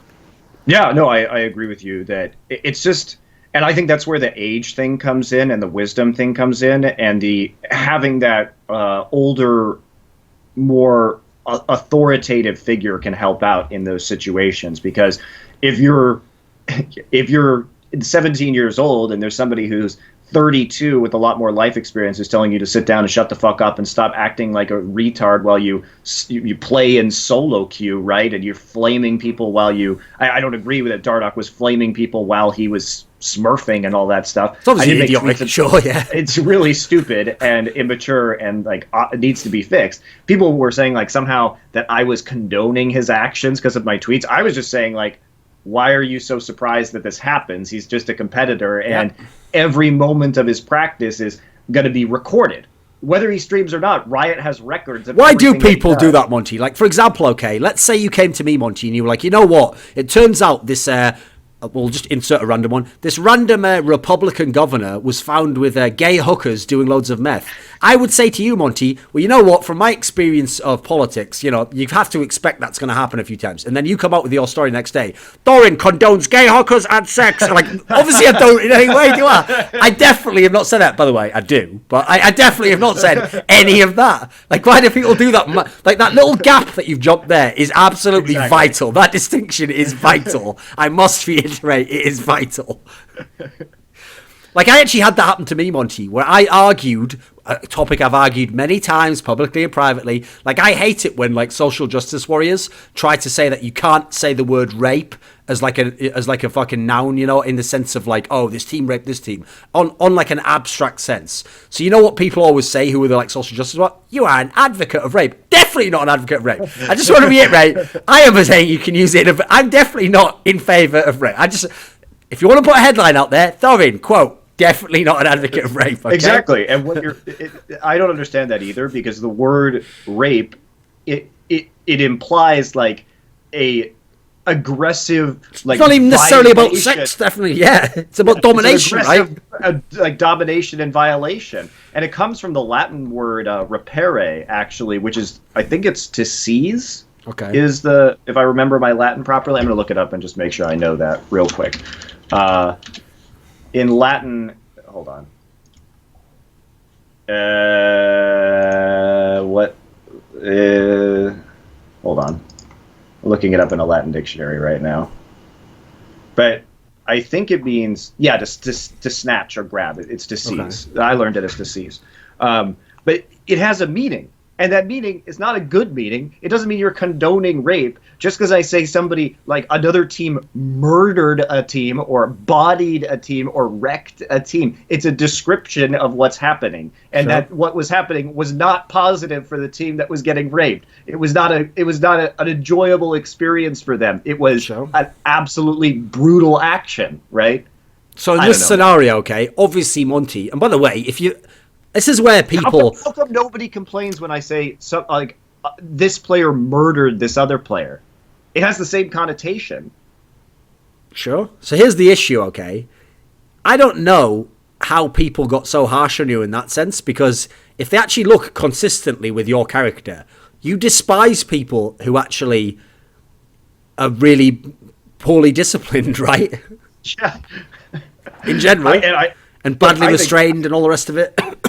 Yeah, I think Dardoch should be punished, but I just like, everybody was like decrying him, and I just don't agree with it, because I also think it's fucked up that we live in a world where his entire practice is monitored. Riot is monitoring it, so he's not too toxic even when he's not streaming. I think that's fucked up. Imagine if, like, LeBron James, when he was 17, I mean, he was obviously almost in the NBA at that point, but like, an NBA player throughout their entire high school and college career, even when they were playing like pickup games at the park with their friends, there was like some guy like standing there like recording every use of the word fuck, and if they were mean to somebody. Like, that's so messed up. It's so messed up, right? Sure. That's what Riot does. It's fucked up. Their level of policing is really ridiculous. Plus, I also thought the funniest part about that thread was that people got lost in this really weird side tangent over the fact that the most criminal part was that he wasn't even right about the play. Because, he told the Thresh to keep, like, baiting the Baron, and obviously, like, they were going to get killed anyway. That's the part I don't understand. Like, you do realise that's irrelevant, right? If the Thresh had been an utter cretin who'd done totally the wrong move, that doesn't mean, like, oh, okay, in that case, go ahead. Just like, no, the whole point is, it's either unacceptable or it's acceptable. Like, that is not the problem, that he was wrong. Okay, I don't know why that ever became an issue of discussion. If it was wrong, it's wrong. Yeah. Classic Reddit, of course. So okay, because here's the thing as well. As a final point on the whole Team Liquid thing, I actually think Team Liquid has dodged a bullet because Dardoch has just gone to Echo Fox. Like, imagine a world in which Immortals is like, turns out Raidover is going to Korea. We now sign Dardoch to our team, and we win LCS with him. And then Team Liquid's like, but we still got Loco. It's like, well, congratulations. Like, fucking hell, you know what I mean? Like, exactly. I mean, that's the crazy thing, is that Immortals could have opened up maybe another import slot by taking Dardoch, right? Yeah. That's pretty huge. And then they could have gotten a good, import support player. Anyway, because at the moment the delta between where their support position could be and where it currently is not only suboptimal but non-reversible. And seen irreversible, actually. But okay. Well, no, actually, I did it wrong. Irreversible would be correct. Riot would say it's non-reversible, and then when asked why, that's not even a thing. Yeah, but we thought we'd simplify it by using terms which no one understands. Well, ironically, Monte, that's like what they do with the patch, because they're going to actually even the playing field by using a word no one's ever heard, so that we're all very close, kind of like those 3-2 series in the playoffs. So they've successfully done it. They don't want, Monte, people to have an unfair advantage of having knowledge of a language and understanding a lot of words in the vocabulary. So they're going to basically recreate the English language in Riotanese and just start it out from scratch, starting now. Okay, so It amazes me because I don't see. Do you have these same problems with Valve? I mean, I know Valve doesn't really talk to anybody, but I Not don't really, see no. Valve like wandering around like randomly spewing corporate buzzwords. At least when I watch Blizzard too. For example, all the stuff that Kaplan has been talking to with the one of the developers for Overwatch, everything is in plain fucking English. Yeah. You know what I mean? Well, no, the irony there, obviously, is most of the people from those companies that actually talk to you are like programmers. And so their problem is usually the opposite. Like, for example, Valve's problem is in CS, they will usually explain something in kind of like a developer term. And their problem there won't be that they'll be in any way incorrect. It's just that they won't realize, like, we have to break that down a lot more for someone to understand, like, why you did something. You know, they'll just say, we did this and this is what changed. And for example, like, you can't just tell someone some straight math, like, oh, we've changed the inaccuracy to this while standing at a 0.7 value. It's like, well, you got to explain what that means to me. Like, what was the goal with that? What is different from before? Riot would obviously be like, we wished the games to be more exciting, and for the delta between advanced macro play and, you know, like they just go into straight into some brainwashing type shit, you know, where you're like, well, and why is my mind trying to resist this invasion of an alien syntax? Riot reminds me, Monty, of that William S. Burroughs theory that language is a virus from outer space that took over like the Homo sapien, and that's like part of why culture is such an abomination, basically. That's what Riot make me feel like when I hear them talking. It's like when they start talking, I feel like X-Files, where that like black liquid is taking over. People like, hey, it's taking over me. I'm still me. Help! It's just like, I feel like that I'm under some sort of like actual physical mental attack where I just start like switching in my chair and then like blood just starts running down my running out of my nostrils for no reason. Yeah. I mean, here's the thing. On one weird level, I do now kind of understand after seeing how they interact with the community over like the last 4 years.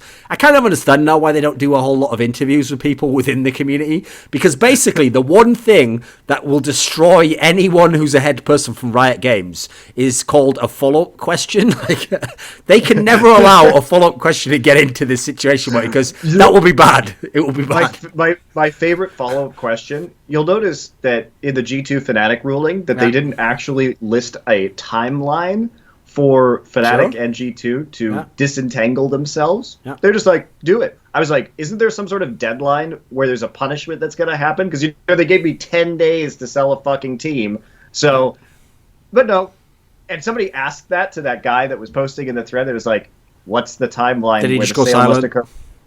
No response. Weird. Must not have seen it. Jens Hilgert, whenever you feel like, whenever you feel like getting rid of that law, it's fine. Whatever. Say, what the fuck? You know, my favourite thing about that whole thing, Monty, was just that if your situation with Renegades hadn't happened, basically they would have gotten away with this because all the things that were in there, you could be like, okay, maybe that is the policy. But because they did that one key flaw where they put in that line that said, like, as per LCS rules, like basically like any future ownership is essentially counted as though you own it now and you can treat it right now. That was great to wreck Badawi because then you can just go, oh, well, it exists. So that. But the problem is, if you do that with this Fnatic case, you are absolutely scuppered. But it's like the legal shit. The precedent exists. You are now wrecked. The main problem with the Badawi ban, and I'm surprised more people didn't mention this, is that when you actually read his first ban, it's not a year-long ban. It's actually an indefinite ban with a minimum period of 1 year. Because you have to remember with Riot that they must approve all owners, right? Yeah. So basically, the weirdest part about that ban for me was they said that I was going to give 50% of the team back to Badawi. By the way, didn't commit to that at all. But regardless of whether I did or not, which I didn't, but even if I had... Yeah. I was getting like some OJ. Monty writes a book now. If I had given back to Badawi. All right. Anyway, I know it sounds bad, but I didn't. And but if I had, the problem is that at the end of the year, when the spring split came around again, when Badawi was allegedly supposed to have gotten 50% back, they still have to approve Badawi as an owner. Like, I literally can't give him 50% ownership unless Riot approves it. So them saying that I had promised him 50% means nothing because at the end of the day, they were going to have to approve him as an owner anyway. So it was all, the power for him to be an owner was always with Riot in the first place, which makes the entire ban absolutely ridiculous. Well, that was also the stupidest part about the ban. That ban, Monty, perfectly illustrates the point I always bring up whenever Riot gives a ruling, which is Riot's problem with their rulings is the entire message, the entire ambience and atmosphere of every ruling goes like this. We're trying to have sort of like a due process here, and we're trying to make rules which you then try to enforce. And so that's what's really going on here. So what happens is people get tricked into that, Monty. They start thinking, oh, it's sort of like, like the government or like court system. And basically there's these rules and even they have to follow their own rules. But there's always a little asterisk whenever Riot does something, right? As it was in this banning, which goes like this. It literally was the case in this one, Monty, which is, remember, Chris Badawi was not banned for poaching players. First of all, by the way, he didn't poach any players. He tampered with players. He wasn't even banned for tampering when they then retroactively applied a rule. The real reason, asterisk, why he was banned was they can approve or disapprove of all people who enter. So what they're basically saying there is, like, there's a massive flowchart. Did he poach? No. Okay. Go to, did he tamper? Yes. Okay. What is the ruling? Doesn't matter what the ruling is. It all goes to a box at the end. In the end, Riot just decides, and it's based on their whims. Now, the problem is, you can't come out and say that, Monty. You can't basically just say, listen, I have a very detailed set of policies and rulings and precedents, and ultimately, at the end, if the answer is not what I like, I will just capriciously choose whatever I want. Like, no one wants to put that as their PR, do they? That sounds really bad, Monty. But if you ultimately follow all the tracks at the end, that is basically what happens in all these bands. At the end, they just go, yeah, but in the end, I just kind of did what I wanted anyway. Because Riot, and if you don't like it, get fucked, basically. Like that. That's like the end solution. To be fair to Riot, I actually think that the G2 and Fnatic ban was a good ruling. You know what I mean? Like, in isolation, sure. That's how you should deal with these things. In isolation, I thought it was fine. Like, I don't think that G2 or Fnatic or Jens Hilger should be banned. But no, unfortunately, when you put it in the context of my ban, it looks ridiculous. Here's the best part about that ban, Monty. That showed how a Riot who doesn't try to make an example of everyone would be a wonderful force in their own community. They could police their community and do things like, oh, you were about to do something illegal. You haven't yet. Can you be warned and maybe not do that? Great. Now we can all continue to cooperate and coexist. You know? Wouldn't that? We had a little glimpse into the alternate dimension where Riot's sick, mate. I love the fact, too, that they say, again, I have to go back to this because, like, I've been banned for a year, but people need to understand that Riot's bans against ownership or against participation are indefinite bans, right? It's like, oh, you're definitely banned for a year. And then after that, let's say, for example, I wanted to buy some equity or get another team. I have to be approved by Riot, which I doubt I would be ever. So really, I'm just banned forever. Like, that's the thing about it, is that it's not like at the end of a year period, I can invest in a team or start to own a different team, and Riot has to comply with that. They basically can just say no and just keep me out forever. Like, so it's really fucked up that they have these time-based bans that they say is a year ban, because they don't mean it. They mean indefinite. That's what it actually is, because I have to be reapproved. So, you know, whenever I see a really good Reddit comment, I like to give credit if they bring up a sick meme. So one of the best I've seen in a long while, Monty, was where people were asking, well, what is the difference between the G2 ban, the Jens Hilger one, and the Badawi one? And you might have seen this one. The guy said, well, Riot, when Riot asked the two different owners, Jens said Jat and Badawi said Monty. that is legit. Whoever came up with that is top. That crafting on that one's very good. I appreciate that. And then the other one that I really liked, Monty, there was another one that was like almost as good, where it said, you know, there was that whole paragraph that said like, what are the differences between this? And then they went on to explain none of the differences and just never addressed the Renegades one. So someone just said, well, there were two key differences. One, Badawi was not involved. 2, Monte Cristo was not involved. Like, this is quality memeing. I usually don't like memes. They're usually not very well done. But that's usually because they're not very clever. These ones are quality. This is top draw material where you're doing God's work whoever came up with these ones. Because that is literally the case also. It is funny because it's true. That's what's great about it. I'm glad we could talk about the Jat Monty thing too. By the way, that's actually been debunked, Monty. It turns out from people such as Jat himself, obviously an entirely disconnected objective observer. Yeah. Jat's response was, he was like, so I walked up to Waylon Roselle and I asked him if he did this, and he said no. I'm like, what is he gonna say? Fucking yes, I did this. Like, of course he's not. Come on. So I said to him, listen, Waylon, is this true about what's happening with you asking people about me or Monte? And Waylon said to me, the delta between what people have presented as me saying and what I actually say is just enormous. And you know what? To bridge that gap, yeah, anyway.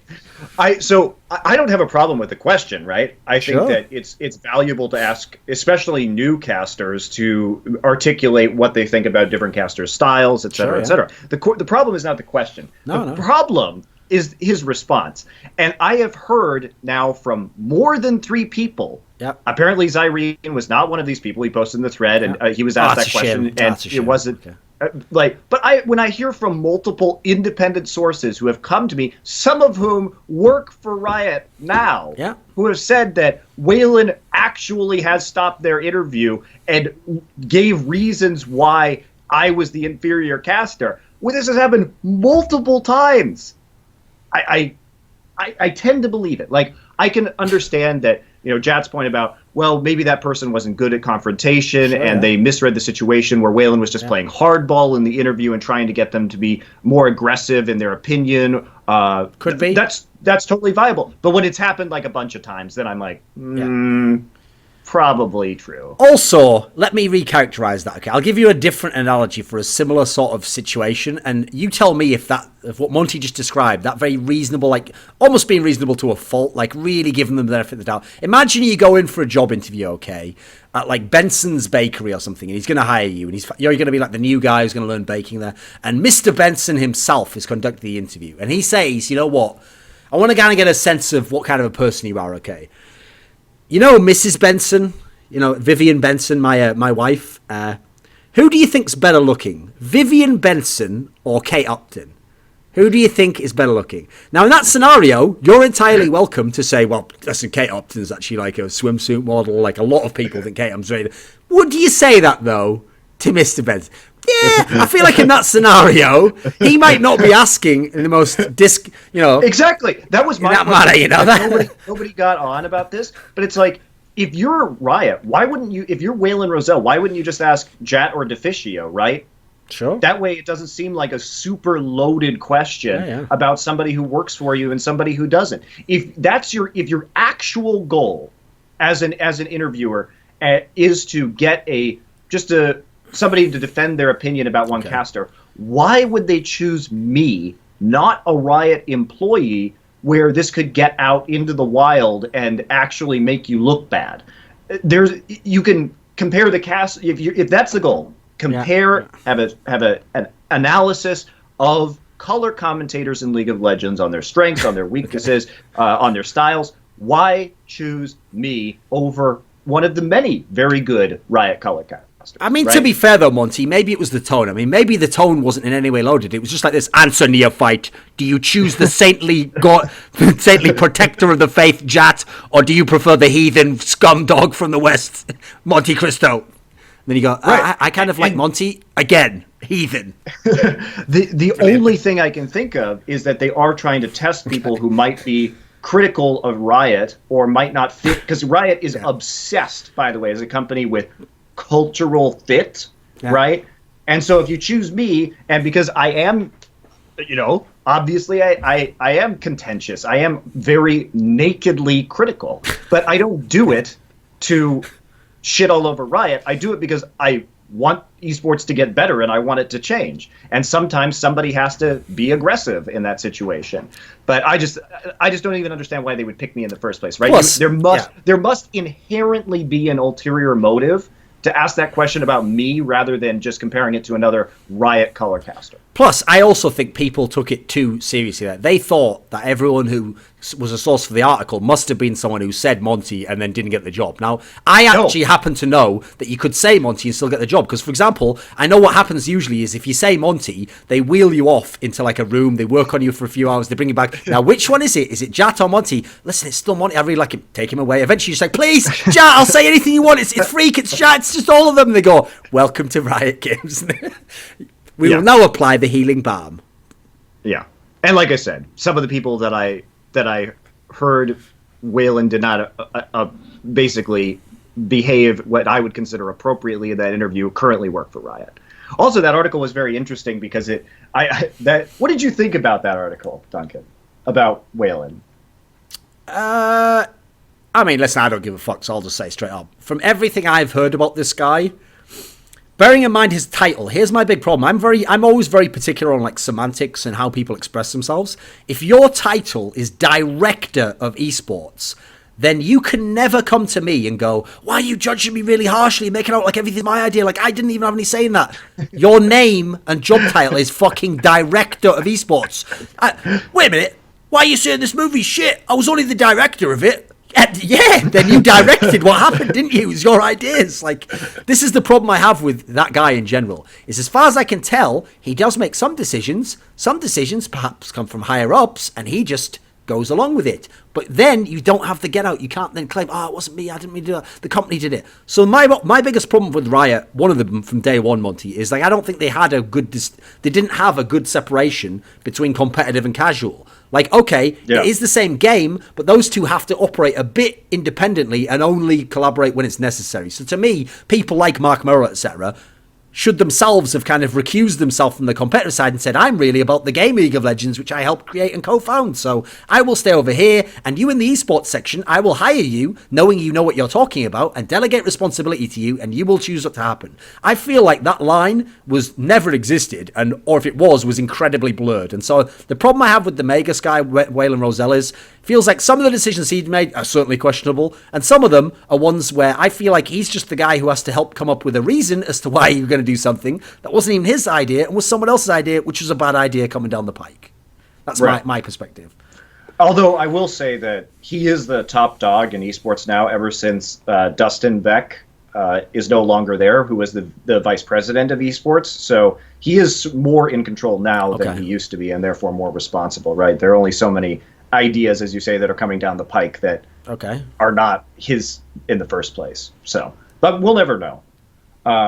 I just found the article interesting because it did have a bunch of quotes from both current and former rioters about the culture in the league, the esports operations department. I mean, I found it funny that people tried to use the logic of like, well, if Zyrene says it's not the case, well, sorry, Zyrene, but you joined the company in 2015, I believe, right? Was that the year he joined? No, 2014. 2014, okay.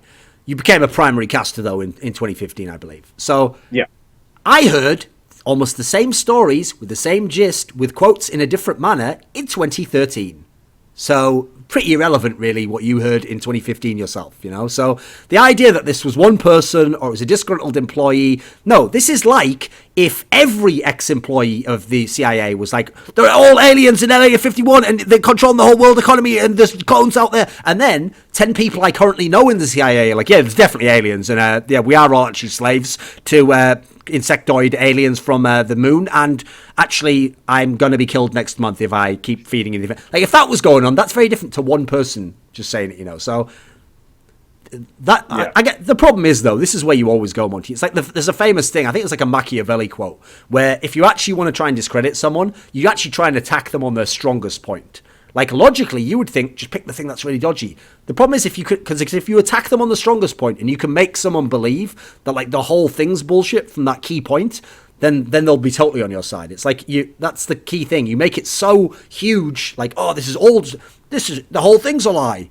That's how you really win people over. If you actually, because the problem is, by the way, if it's true, you can't just go point by point, can you? Logically, you can't go, well, I can prove that this point isn't true on 50 cases if it's all true. Right. Yeah, I don't know, man.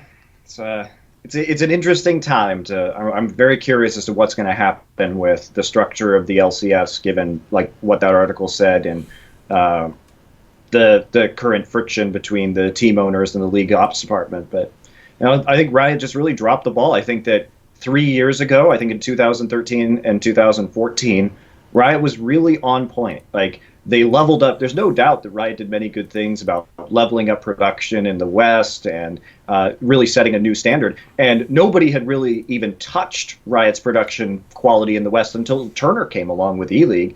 And Riot was so far ahead of everybody else. It was great to offer the stipends when the teams were new, but basically Riot just hasn't done anything since then, right? They haven't changed the ecosystem, and even though they were like a huge force in getting esports much bigger in the West, they just sort of stopped, and then companies like Valve and Blizzard sort of like passed them by in terms of offering teams more support or in-game purchases and really supporting a more robust esports economy. It's weird. It's weird to think about. I mean, the ultimate irony is this. I always had my own qualms about things Riot had done, because when I came into League of Legends, I came from other games where, guess what? You could already have a best of 5 round of playoffs. They didn't have to be best of 3. I never had to debate with someone, could we have best of 5? And have people go, well, I don't know how that would really work out. No, it had already been done. Like, we weren't pretending like we were inventing fire here. So when I came in, I saw all these problems in League of Legends. But the one reason why I understood why people accepted all the limitations is because Riot did do a lot of things they didn't do elsewhere. Like, they did provide their own studio that you played from every week, and they did, I think, give like travel expenses to people and stipends and all these things that didn't exist. So what I said was, ultimately, even though I don't agree, I understand why to some degree you can push the message of like, I'm paying for everything, I'm being very gracious with what I'm doing, so kind of let me do things my way. And a lot of people bought into that mentality, and they were like, listen, you know what, Big Daddy Riot's got all this money and they're spending way more than everyone else, so they kind of run the show, okay. The problem they have is, since then, that kind of narrative doesn't work anymore. No, unfortunately, that's what's degraded. And so now you're just left with a scenario where that's what's fallen away. And instead, it looks at this point in time, this is why it's ironic, Monte. Now it looks ironically like Riot, because they've only allowed esports League of Legends to exist as this weird little living advert for the casual game, they are never themselves willing to invest more money into that part of the small advert. So ironically, they are not taking the money they are earning from the casual game and reinvesting it into League of Legends esports like Mark Merrill would like everyone else to. Because guess what? Like TSM, they don't see the value in increasing the salary for no reason when you cannot make more money out of it. Irony is a motherfucker.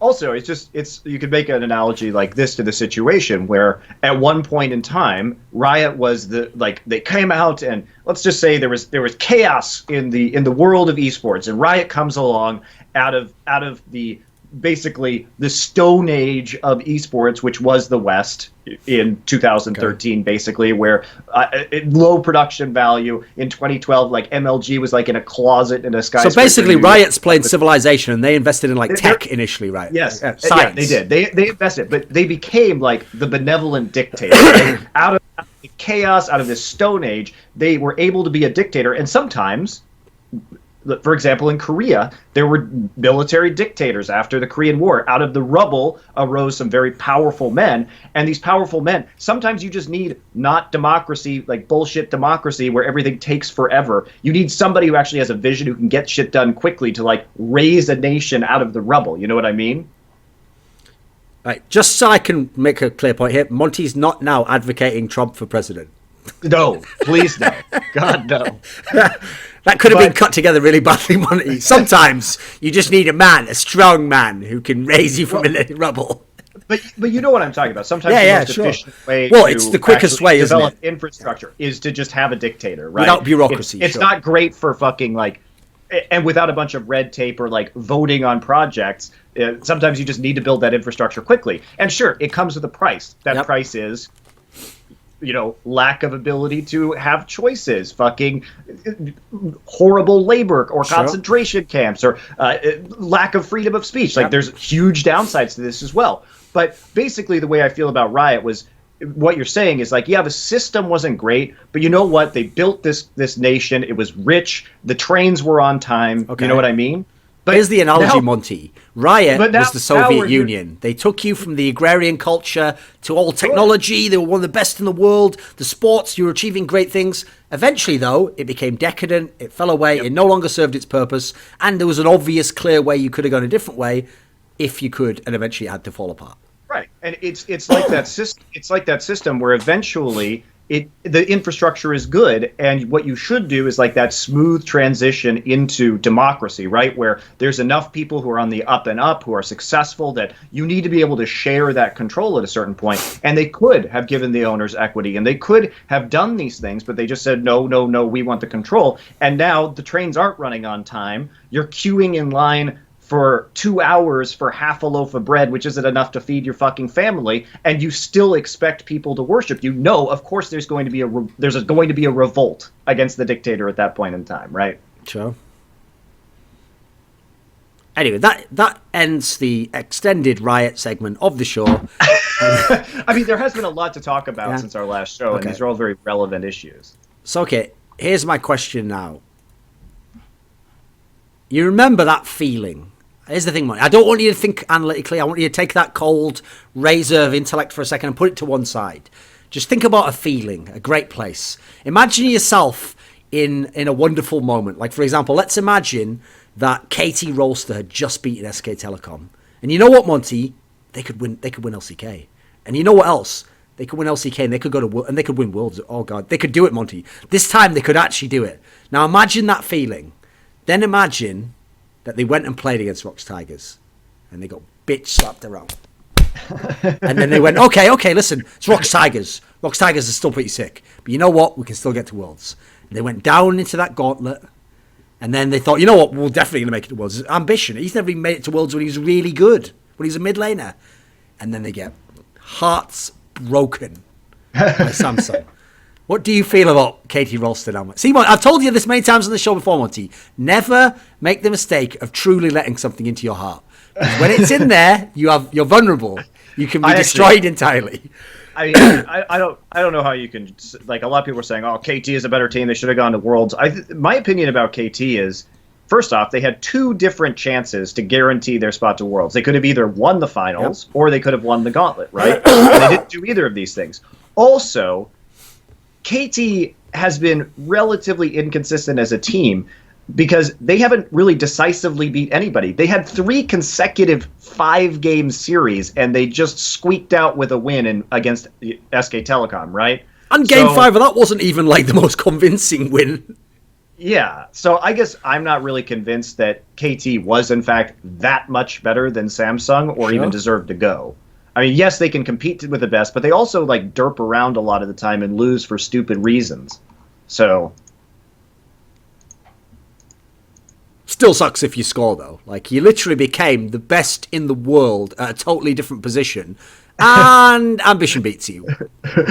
My God, Ambition did play really well in the gauntlet, to his credit. Especially Game 1 against KT, where he was down super far, and they had that really clever invade, and he managed to bounce back. I mean, Ambition is a very good jungler in his own right. Is he as good as Skort? No, but he's been playing well.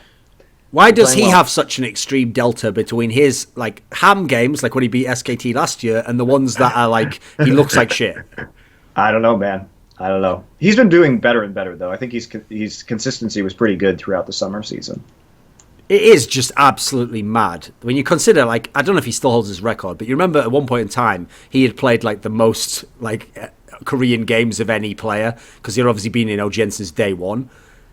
It is mad that he's going to Worlds only in Season 6 after, like, I know, it's crazy, 2 or 3 teams that could have done it never did it.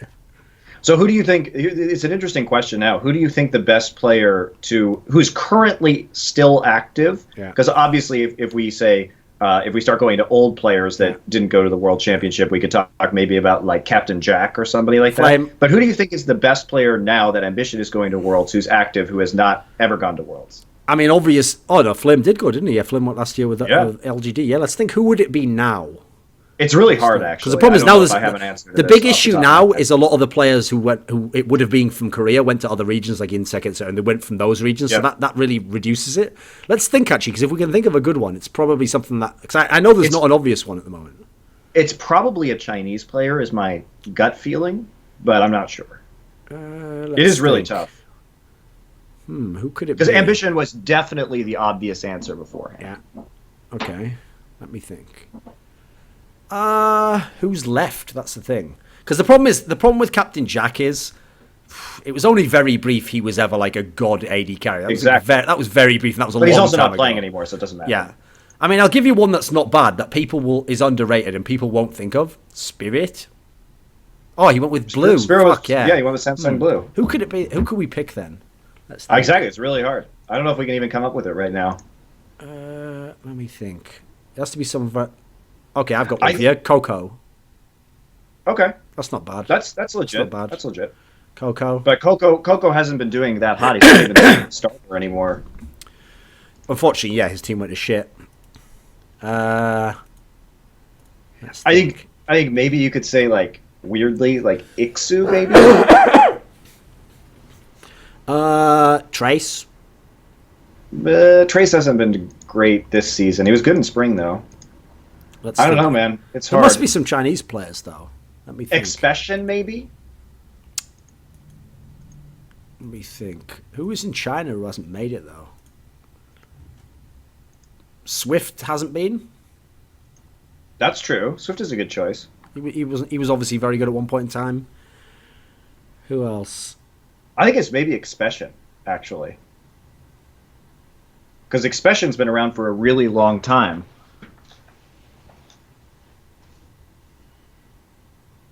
Let me think. Are there any other Chinese players? I'm just trying to think if there's like a Chinese player I'm missing who I'm not thinking of. Because obviously all of World at 8's been, EDG's been, now RNG's going.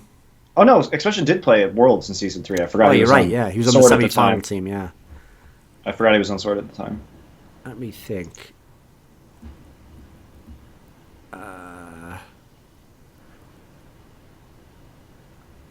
That's what's amazing, actually. If you actually think about it, that's not bad. It used to be the case. This just shows, by the way, how much the qualification system has improved things for Worlds. Because if you thought back to Season 3 or Season 4, there were tons of really good players that had never been.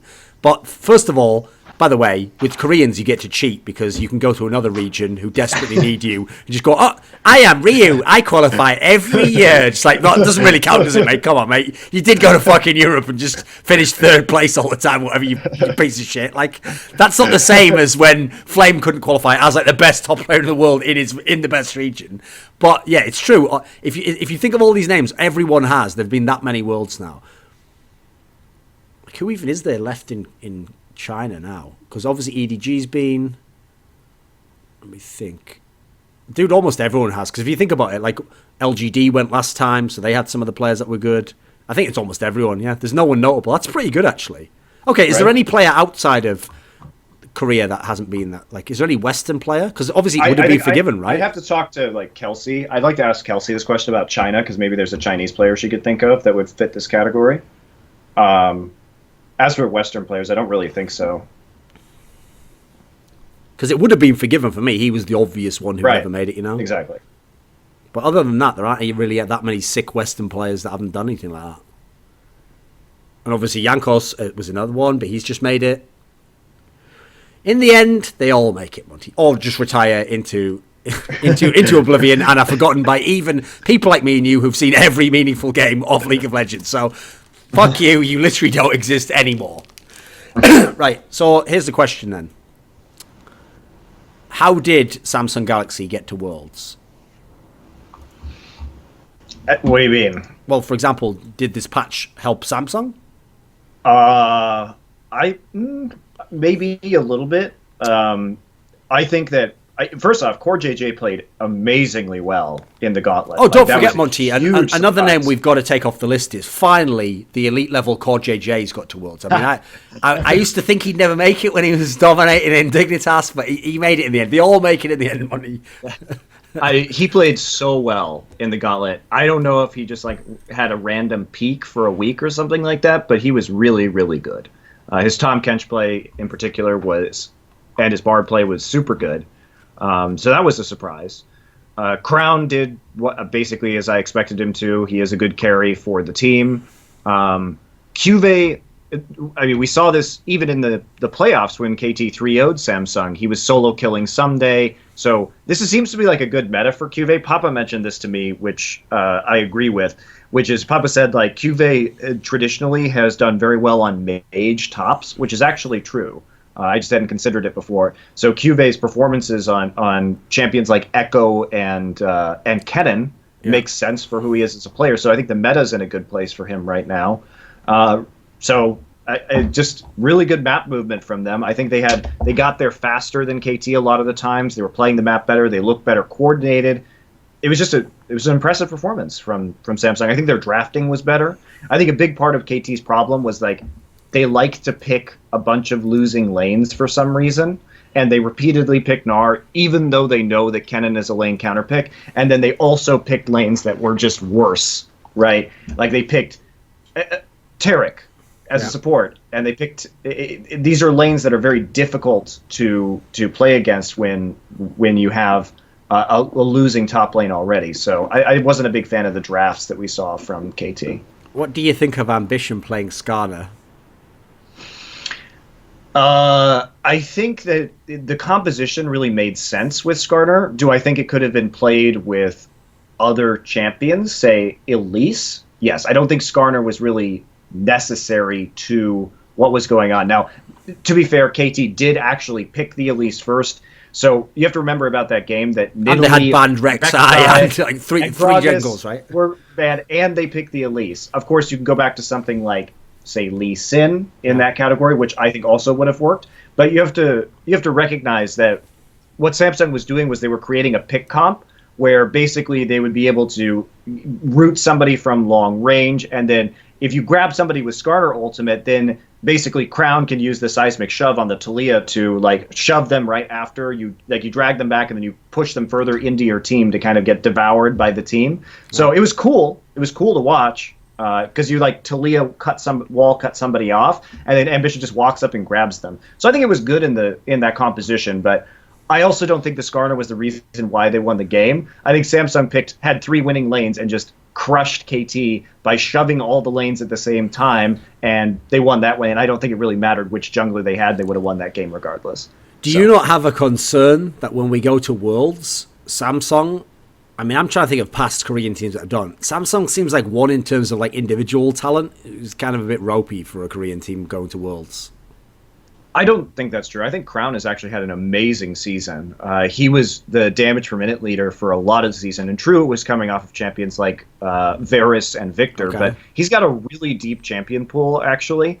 And if Cuvée can play these mages, Ruler has shown... I mean, Ruler's a rookie, remember that. That's also really impressive. Ruler actually hadn't played Jhin until playoffs, ever, professionally in his career, and he has been dominating on it. And Core JJ... I mean, I think they have 2 great support players now. Wraith is obviously very strong. He was one of the best supports this season, and the fact that Core JJ performed as phenomenally as he did in the playoffs, I do agree that they are better. They are more than the sum of their parts. Let's put it that way. Samsung, they've always been a good team fighting team this year.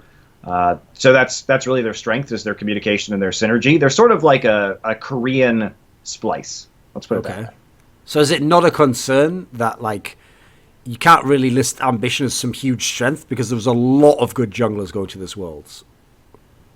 Yeah. I think Ambition is still above average for a jungler at the World Championship, though. Like, I think jungle's the deepest position at Worlds this time. I think AD carry is, actually, but...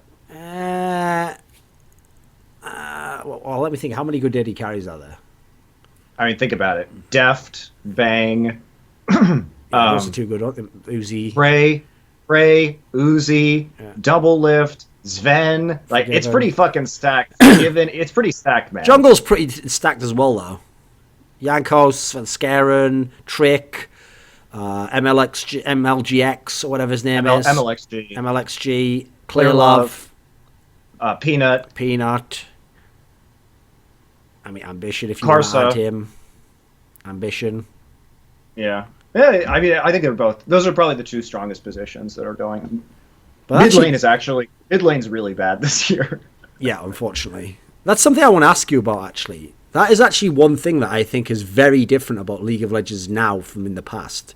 One of the 2 positions I always used to say, especially when all the Koreans were in Korea, that the West the largest delta between positions was always support and jungle. Koreans nearly always had like better support and jungle. I think top is huge. They're all the good top laners have always been Korean. Sure, but think about like the supports especially. They were always, all the god supports were in Korea. Yes, but think about top. Name a top, like a legendary top laner that isn't Korean. Yeah, but the problem with that, Monte, is first of all, as soon as the teleport era came, since that's a team thing, all the teams are in Korea, so they all beat the shit out of everyone. Meanwhile, the West is like, we are sending Dyrus. Brilliant. Well, that's like waving the white flag. I'm not trying to win top lane. Here is Dyrus. I don't know.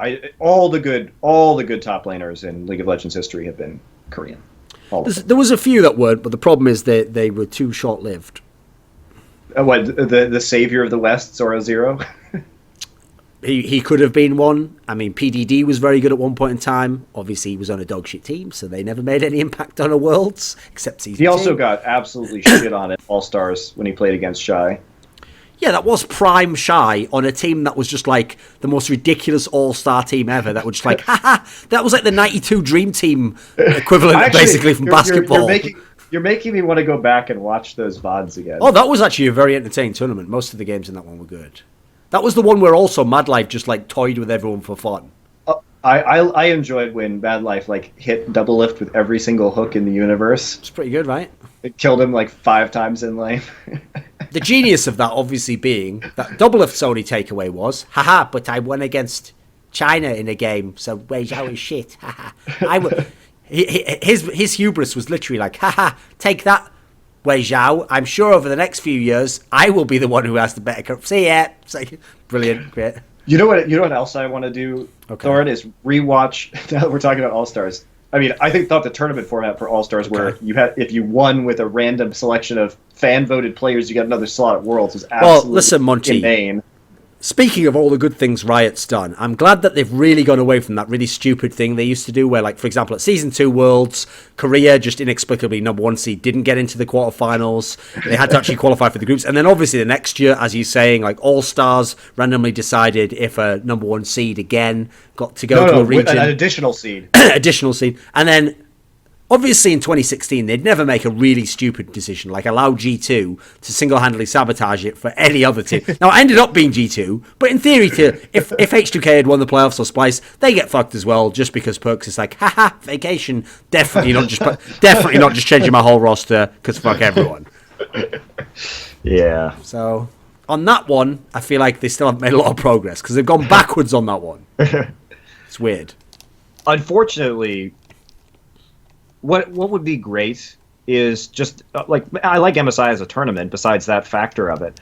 And if Riot didn't enforce this unending season of League of Legends that is just way too fucking long, and we could have more tournaments, it would be really cool to have basically what I would do instead of like giving one team like if I were to change Worlds, yeah, I would give the 5 major regions each 2 seeds, right?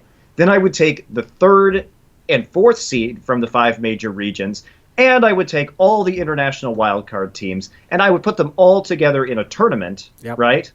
And I would get 6 teams out of that tournament to fill out the actual bracket at Worlds to make it the sickest possible tournament. You know the sad thing, Monty? This has been my idea for a long while, that wildcards shouldn't directly get slots.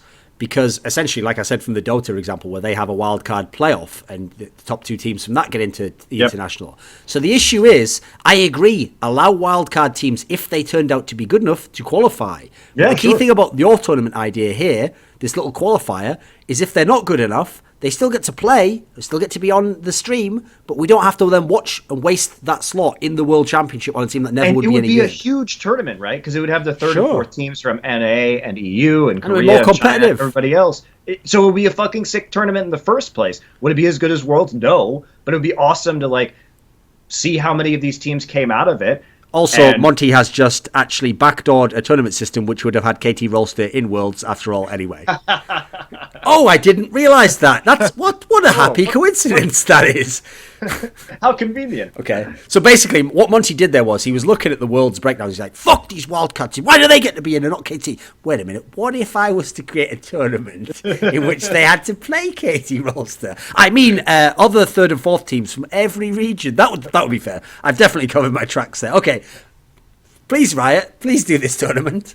I agree. It would be better. As for which teams should get, pool 1 seeds, that's a little bit harder to determine. But you could also, and this would be another controversial way to do it, but you could just say, hey, we have designated a panel of experts who are going to agree which 4 teams get number 1 seeds. Now listen, if there's one thing we know, there's no such thing as experts in League of Legends. So if I've read Reddit long enough, mate, all I know is that whoever the team... Here's what I would do personally, because I actually I'm nothing, Monty, if not a man of the people. And so I would just give the expert slot to whoever the coaches of the LCS team, regardless of region, which wins the most games. He must know the most about League of Legends. So I would allow him to determine all the seedings for Worlds. And I know, based on the all-pro teams, that he would never just pick his own team for number one seed. He would make a good job of it, and he would definitely pick TSM to be number one. So I think that's the fairest system. I think it's the obvious one. And if there was any sort of tiebreaker scenario, I'd just give like Dash a vote or something. Just let him decide, because why not? Equal, right? Democracy in that, innit? What's great is that all pro system, Monty, was almost like some sort of mad social experiment to show why democracy is garbage and should never be employed in anything meaningful to our lives, basically. Like, in a crazy sense, they made a great point there. So props to the social programmers at Riot. Well done. You've succeeded. Oh, I forgot to mention this. Okay. If somebody's looking for, if somebody's like doing their PhD in linguistics, yeah, or something like that right now, it would be fascinating, I think, to do a study of Riot's communication with the public over the entire lifespan as a company, to see how things change and which words that they use and which phrases. This is going back to our previous conversation. Sure, which yeah. phrases are used over, because like, think about it. They used to be like 50 people, now they're like 3,000, and then it all happened over the last nearly 7 years now. It'd be really interesting to see like which words and which, like, how the method of communication has changed over time. It's good. It's a good doctoral. That's a good doctoral thesis right there. And if you can, try and get all the communications from every Riot employee, and I want you to track a graph of people who use all the buzzwords and all the special Riot terms and how high they rose up in the company over the years. I want to see how those two lines fit together. I want to see, and then I hope, obviously my joke is at the end, the guy goes, I go, why didn't you do that thing about the line where you say, well, I did. Where is it? There's a one line. And there's the joke, the punchline. He overlaid the two lines because they rose exactly as they learned to allow the virus to sink deeper. And on that note, so let me think. So here's the question for you. Here's the question. SK Telecom will win Worlds, true or false? I don't know yet. I usually don't make a prediction until I start talking to some of the teams and observing their... Because usually before Worlds for the last few years, what I do is I go to the teams' houses and watch their scrims and watch them interact. And I sort of just like go team to team and like spend a day with a bunch of the teams and just kind of see how things are going before I actually make a prediction. Yeah. So it's a little early, I think. I think Rox is going to win.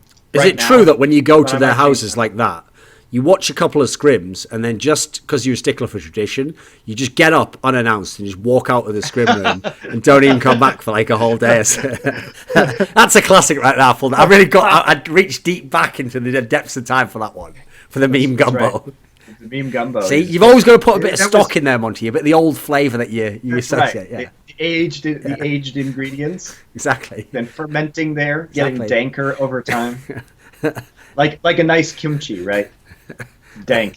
I mean, that one, I can't believe that's one of those things, right? You know what? Here's the thing, Monty. That was a gift from the gods, because I always say about Faker, the most important thing you have to understand about Faker is he didn't have to exist. There could always have been a Smeb and a Wei Zhao and a Mad Life. All these very, very brilliant players exist. They make sense within the context of League of Legends, but it doesn't actually make sense that you'd have this one prodigy guy comes out of nowhere, defies metas, continues to get... That's the part where he's like a Mozart type guy. In the same sense, I've seen many statements and blogs from players who've been kicked and failed playoffs. And you didn't have to have a Dunzo manifesto. That was something special that can only exist for that briefest moment in history, and it does. And then now it's gone. It's like pre-Big Bang conditions, you know. We'll never know what really formed such a thing. Let's just appreciate that it existed, okay? And gave us that one alone, Monty. I've never seen anything that was more densely compacted dank memes in one thing. Remember, it had everything, like just a Civer comp. It was like storming out the practice room, double lift bullying people, Seraph telling the jungler not to go top ever. Like it was the sheer amount we got out of that. That's lasted us years. I've rationed that. I've appreciated every morsel of that. It's unreal, wasn't it? We should go back and read it again. I bet it'd be really funny. I bet it'd be unreal. We should do a video where all we do is just read it from beginning to... We like do a director's commentary on it using what we know now, you know. Like, it was funny at the time. It would be super funny. But now that we know what we know months later, well, years later, obviously, it would be incredible. I mean, obviously, in a dream world, this will never happen. My dream is that we could also get Link himself to come on and take part. That would be streaming fucking gold, right? We'd be number one on Twitch for sure. Don't worry, mate. Yeah. And then every time we got to a key point, we paused it. We were like, right, for this section about Seraph, we call up Seraph. Seraph, is it true? And then we patch in Dexter. Tell Dexter what you think about him now. Come tell him if you ever play again, it's okay for him to come talk. We'll just heal the whole community in one go. Yeah, exactly. That'd be great. And at the end, heal the old wounds. Everybody has a laugh together. We're all one big family at the end. We're all one big family. It's okay, Monty. Afro Moo and Doublelift went on to win championships, so it all worked out for some of the people involved. You owned a team, were banned. Dexter went to Elements and is now successfully doing interviews. Seraph actually became a good offline player. Then, in the one meaningful series of his career, got his head banged in with like record deaths. Did you see that game, Monty? That must have been so painful for you. Like, that was pretty bad. I thought we'd gotten over this. Nope, I will now feed like a motherfucker. Like, and then they got. Then, at least at the end of the day, they did get to sodomize the corpse of Liquid in the Gauntlet.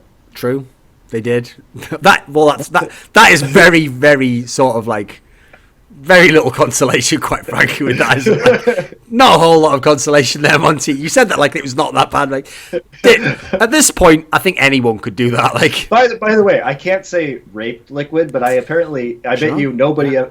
They just thought it was funny when I said sodomize the corpse of Liquid. Well, the irony is, sodomize even on a literal level wouldn't necessarily be incorrect because it's essentially having sexual relations with someone without actually having direct intercourse.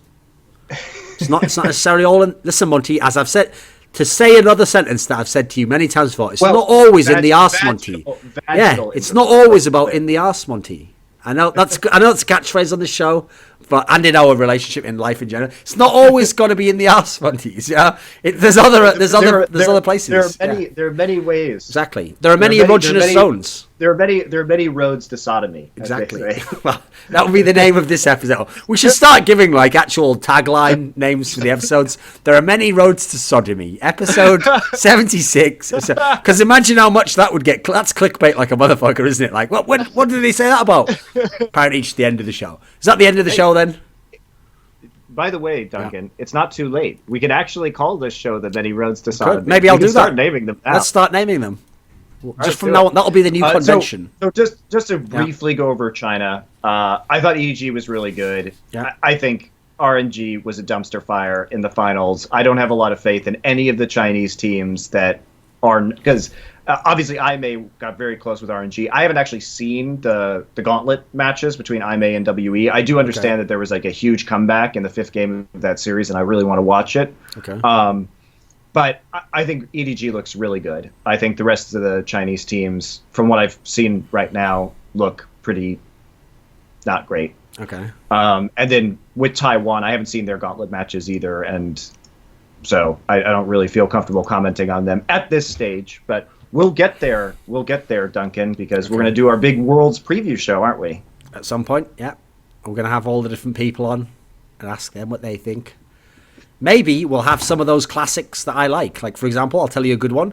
I remember when I Will Dominate predicted that Najin Whiteshield would win Worlds. that happened. That happened. Hashtag that happened. So, there's always... I actually like that. I like it when people are bold. So we'll see if we can get a bunch of guests on this time. Yep. Right? Yeah, indeed. Okay. And by the way, that is your call, people of Reddit and people of Twitter. It is now your time to start harassing your favorite pros to be on this show, so it makes it easier for us to actually get them on. Well, I mean, the good thing is there's so many good players didn't qualify this time. We actually have a pretty good selection to go from, so should be good. Well, we're never getting anyone from TSM on anyway, so who gives a fuck, right? Anyway, that's it. On that note, the end of the episode. Hey, maybe now that we've stuck up for TSM, they'll let people on our show.